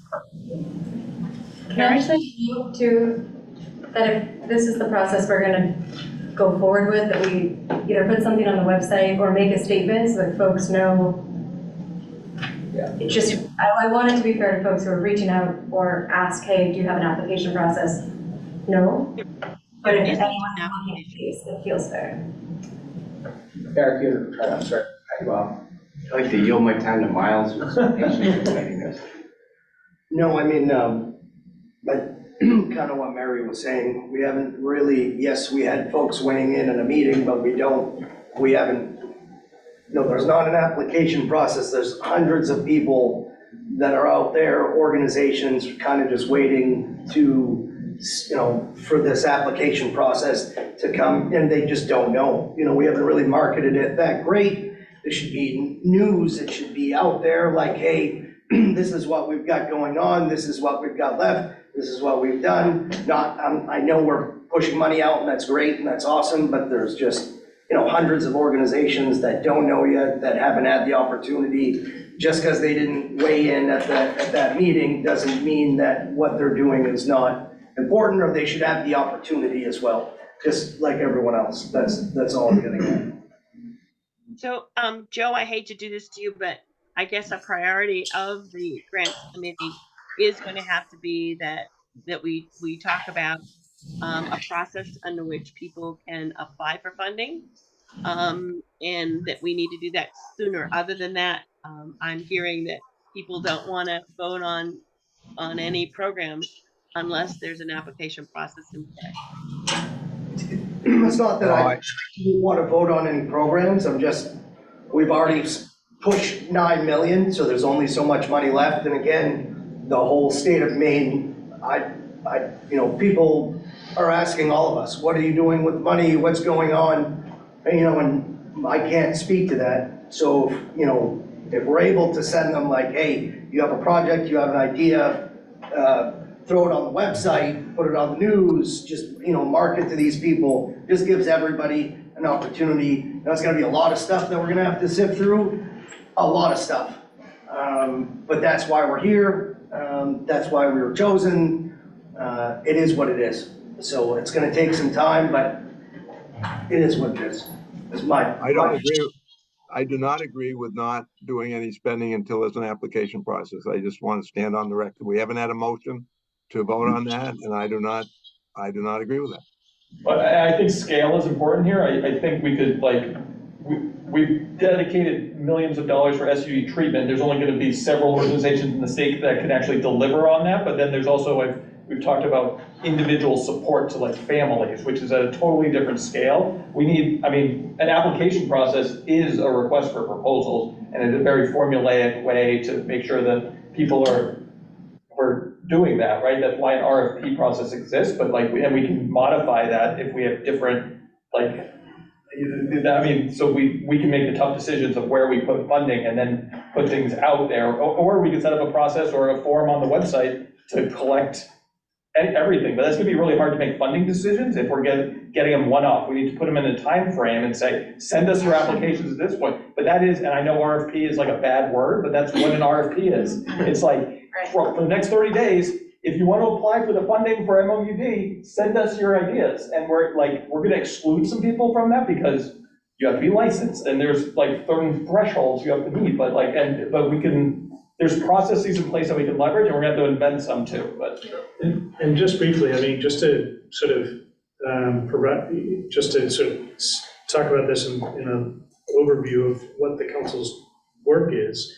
The work of the council is to figure out what the need is in Maine across the state and try to direct the funding to address the need. You've done that already by you've done that in part already by establishing what your priorities are and making decisions to direct funding to those priorities.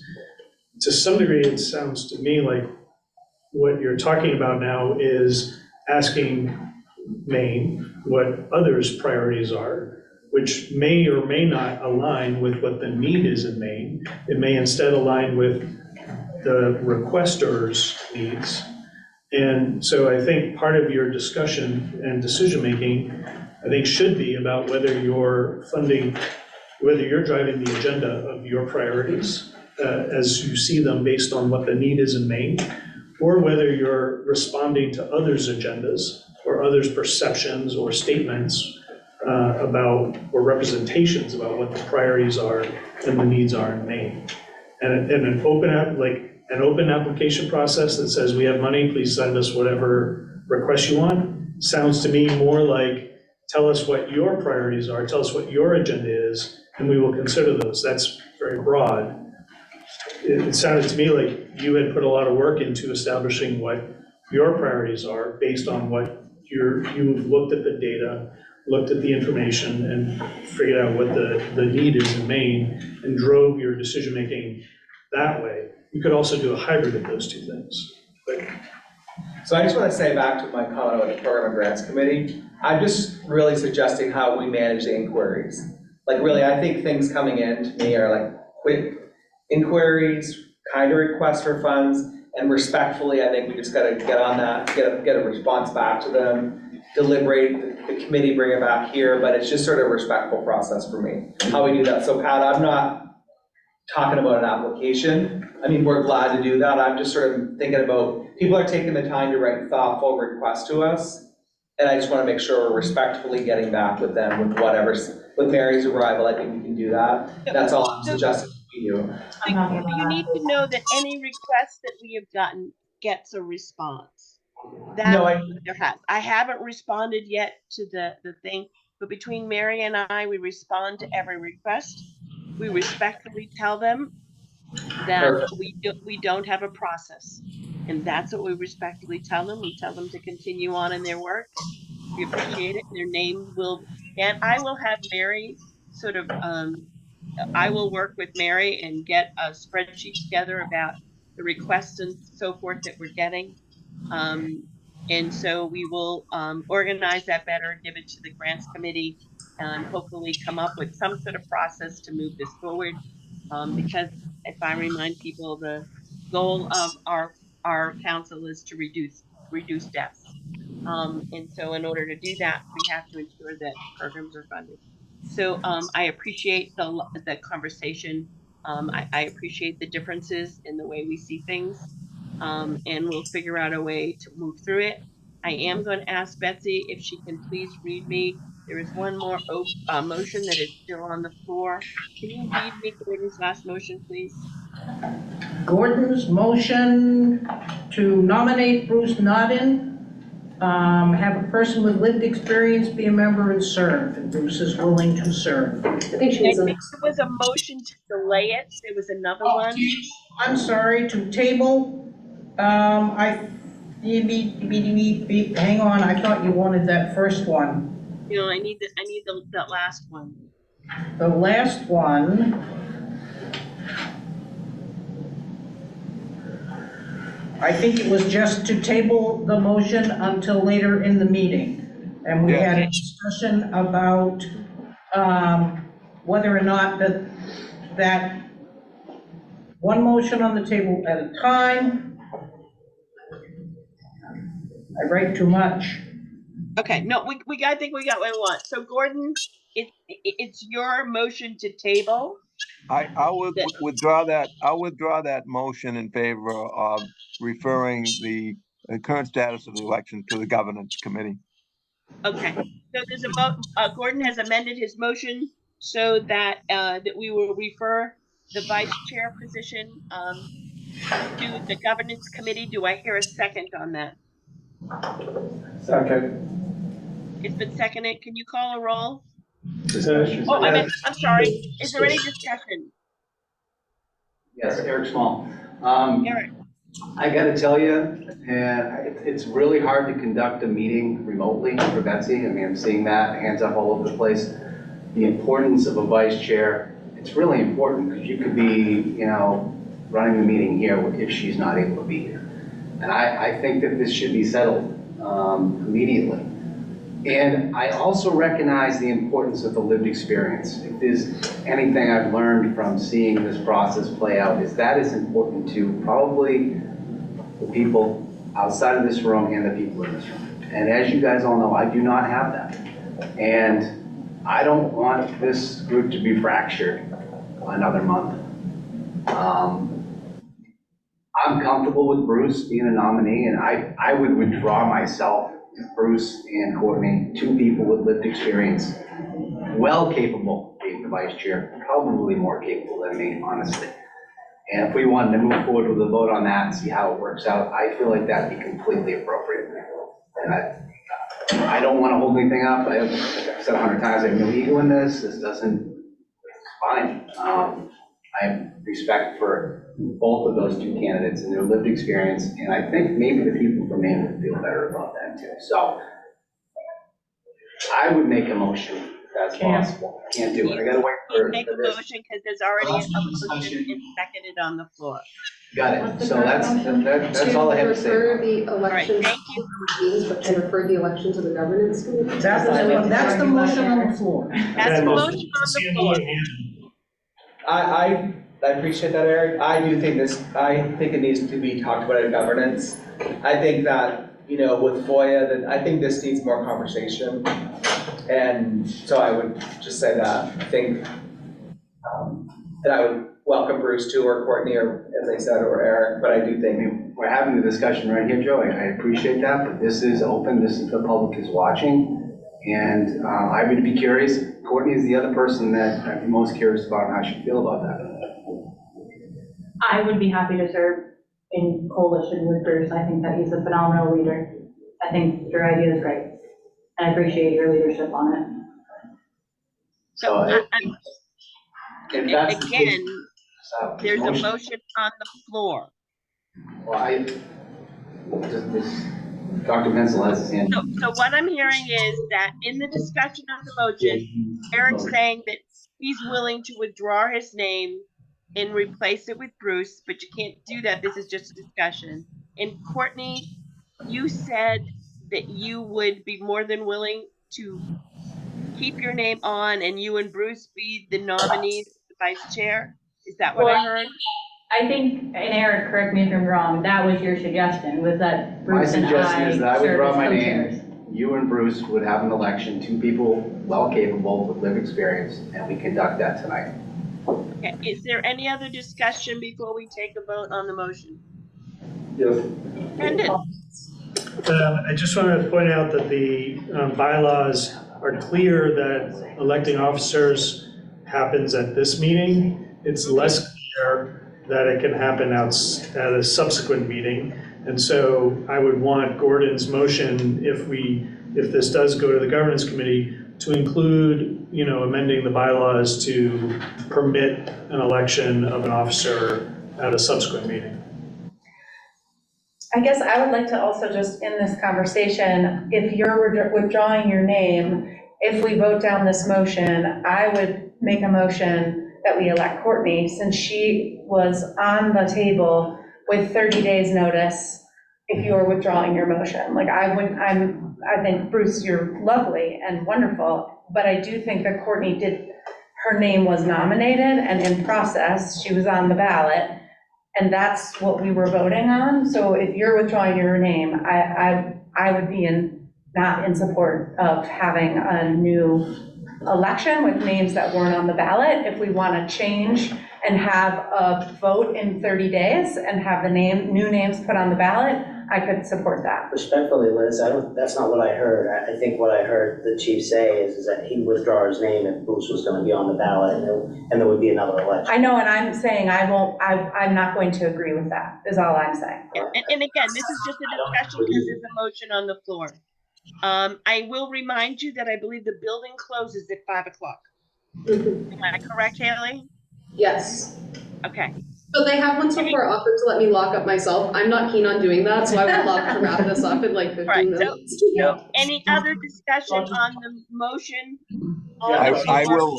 I will amend I need to amend my motion to include Brendan's language that would also, in a referral to the governance committee, would also include a change in the bylaws to make clear that that an officer election could be conducted other than at the annual meeting. And that was seconded by? Can't. I thought Paul. Yeah. It was moved okay, there's an amended motion on the floor and it was seconded. Any discussion? I see Paul's hand. Paul? Brendan, this to you. Is there anything in the bylaws that says that the nominations have to be presented 30 days prior to the vote? It says that the governance committee, part of the job of the governance committee is to prepare and submit recommendations to the council, but the election isn't limited to those nominations. There's nothing in the bylaws that specifically limits the election to those nominations. There's also nothing in the bylaws that, permits the election to go beyond the nominations. It simply says the governance committee's job is to forward recommendations. Thank you. Are we ready? Any other Yeah. discussion?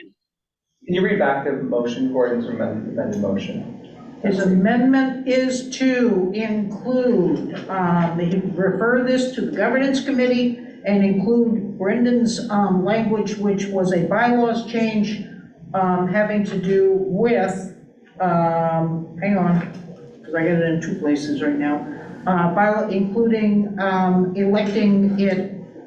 electing people other than at the annual meeting. Okay. Any other discussion? Okay, Haley, can you call a roll, please? Yes. Liz Blackwell-Moore, Yes.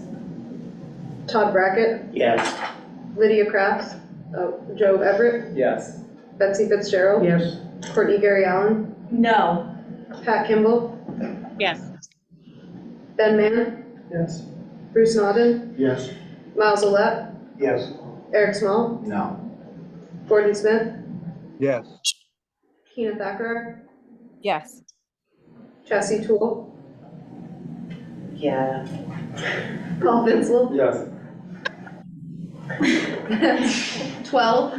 It carries. Motion carries. I Just thank you Eric and so much for Courtney. your patience. I just have a couple things left of this meeting and then we'll be sad. One is quickly that Dr. Johnson has completed her contract with us, and so she has done her final invoice and completed her work with us. She wants to thank you all for your patience with her, and you were a pleasure to work with. She's a couple recommendations that I'll save for another time, and I'll get back to you. I apologize to our recovery coordinator who couldn't get her report out, but I'll work with her on getting a one-pager so you can see what she's up to. And get the information to all of you that she otherwise would have reported out to you. Again, I apologize for that, Mary. Mary's doing excellent work for us. As shared earlier, Health and Human Services has asked me as the chair to appear before Health and Human Services. It's been canceled and rescheduled. And so that will be on the 17th at HHS at 3 p.m. You're more than welcome to attend the hearing, but it'll be a brief discussion on our work. Again, you all, I'm very grateful. The discussions today were often lively and we had healthy discussions to show our differences and approaches and how we see things. But again, this is how people work together and get things done. If conflicts gets resolution and it will move forward. Again, I apologize for coming via Zoom. Both times were about health, and I had to see to it that it was either come Zoom or not. I have every intention of attending in person from that point on, because it is very difficult to do a hybrid meeting and to move it forward. So I apologize if I didn't hear anybody or see them, but I think unless anyone else has any information, our next meeting is February 8th. Yes. And I think the suggestion was that we start at 1 and go to 4:30. Did I hear that? No. No. No? That was- Okay, I didn't hear that. Okay. Programs me. I am not going to do that, so it'll be the regular scheduled time at 1:30. 1:05. In the meantime, thank you all. Stay safe. Is there any other business to come before this meeting? No. If not, I'll call the meeting adjourned and thank you very much. Thank you, Pat. Thank And you. everybody else, safe Thank you, everybody. travel. Take care.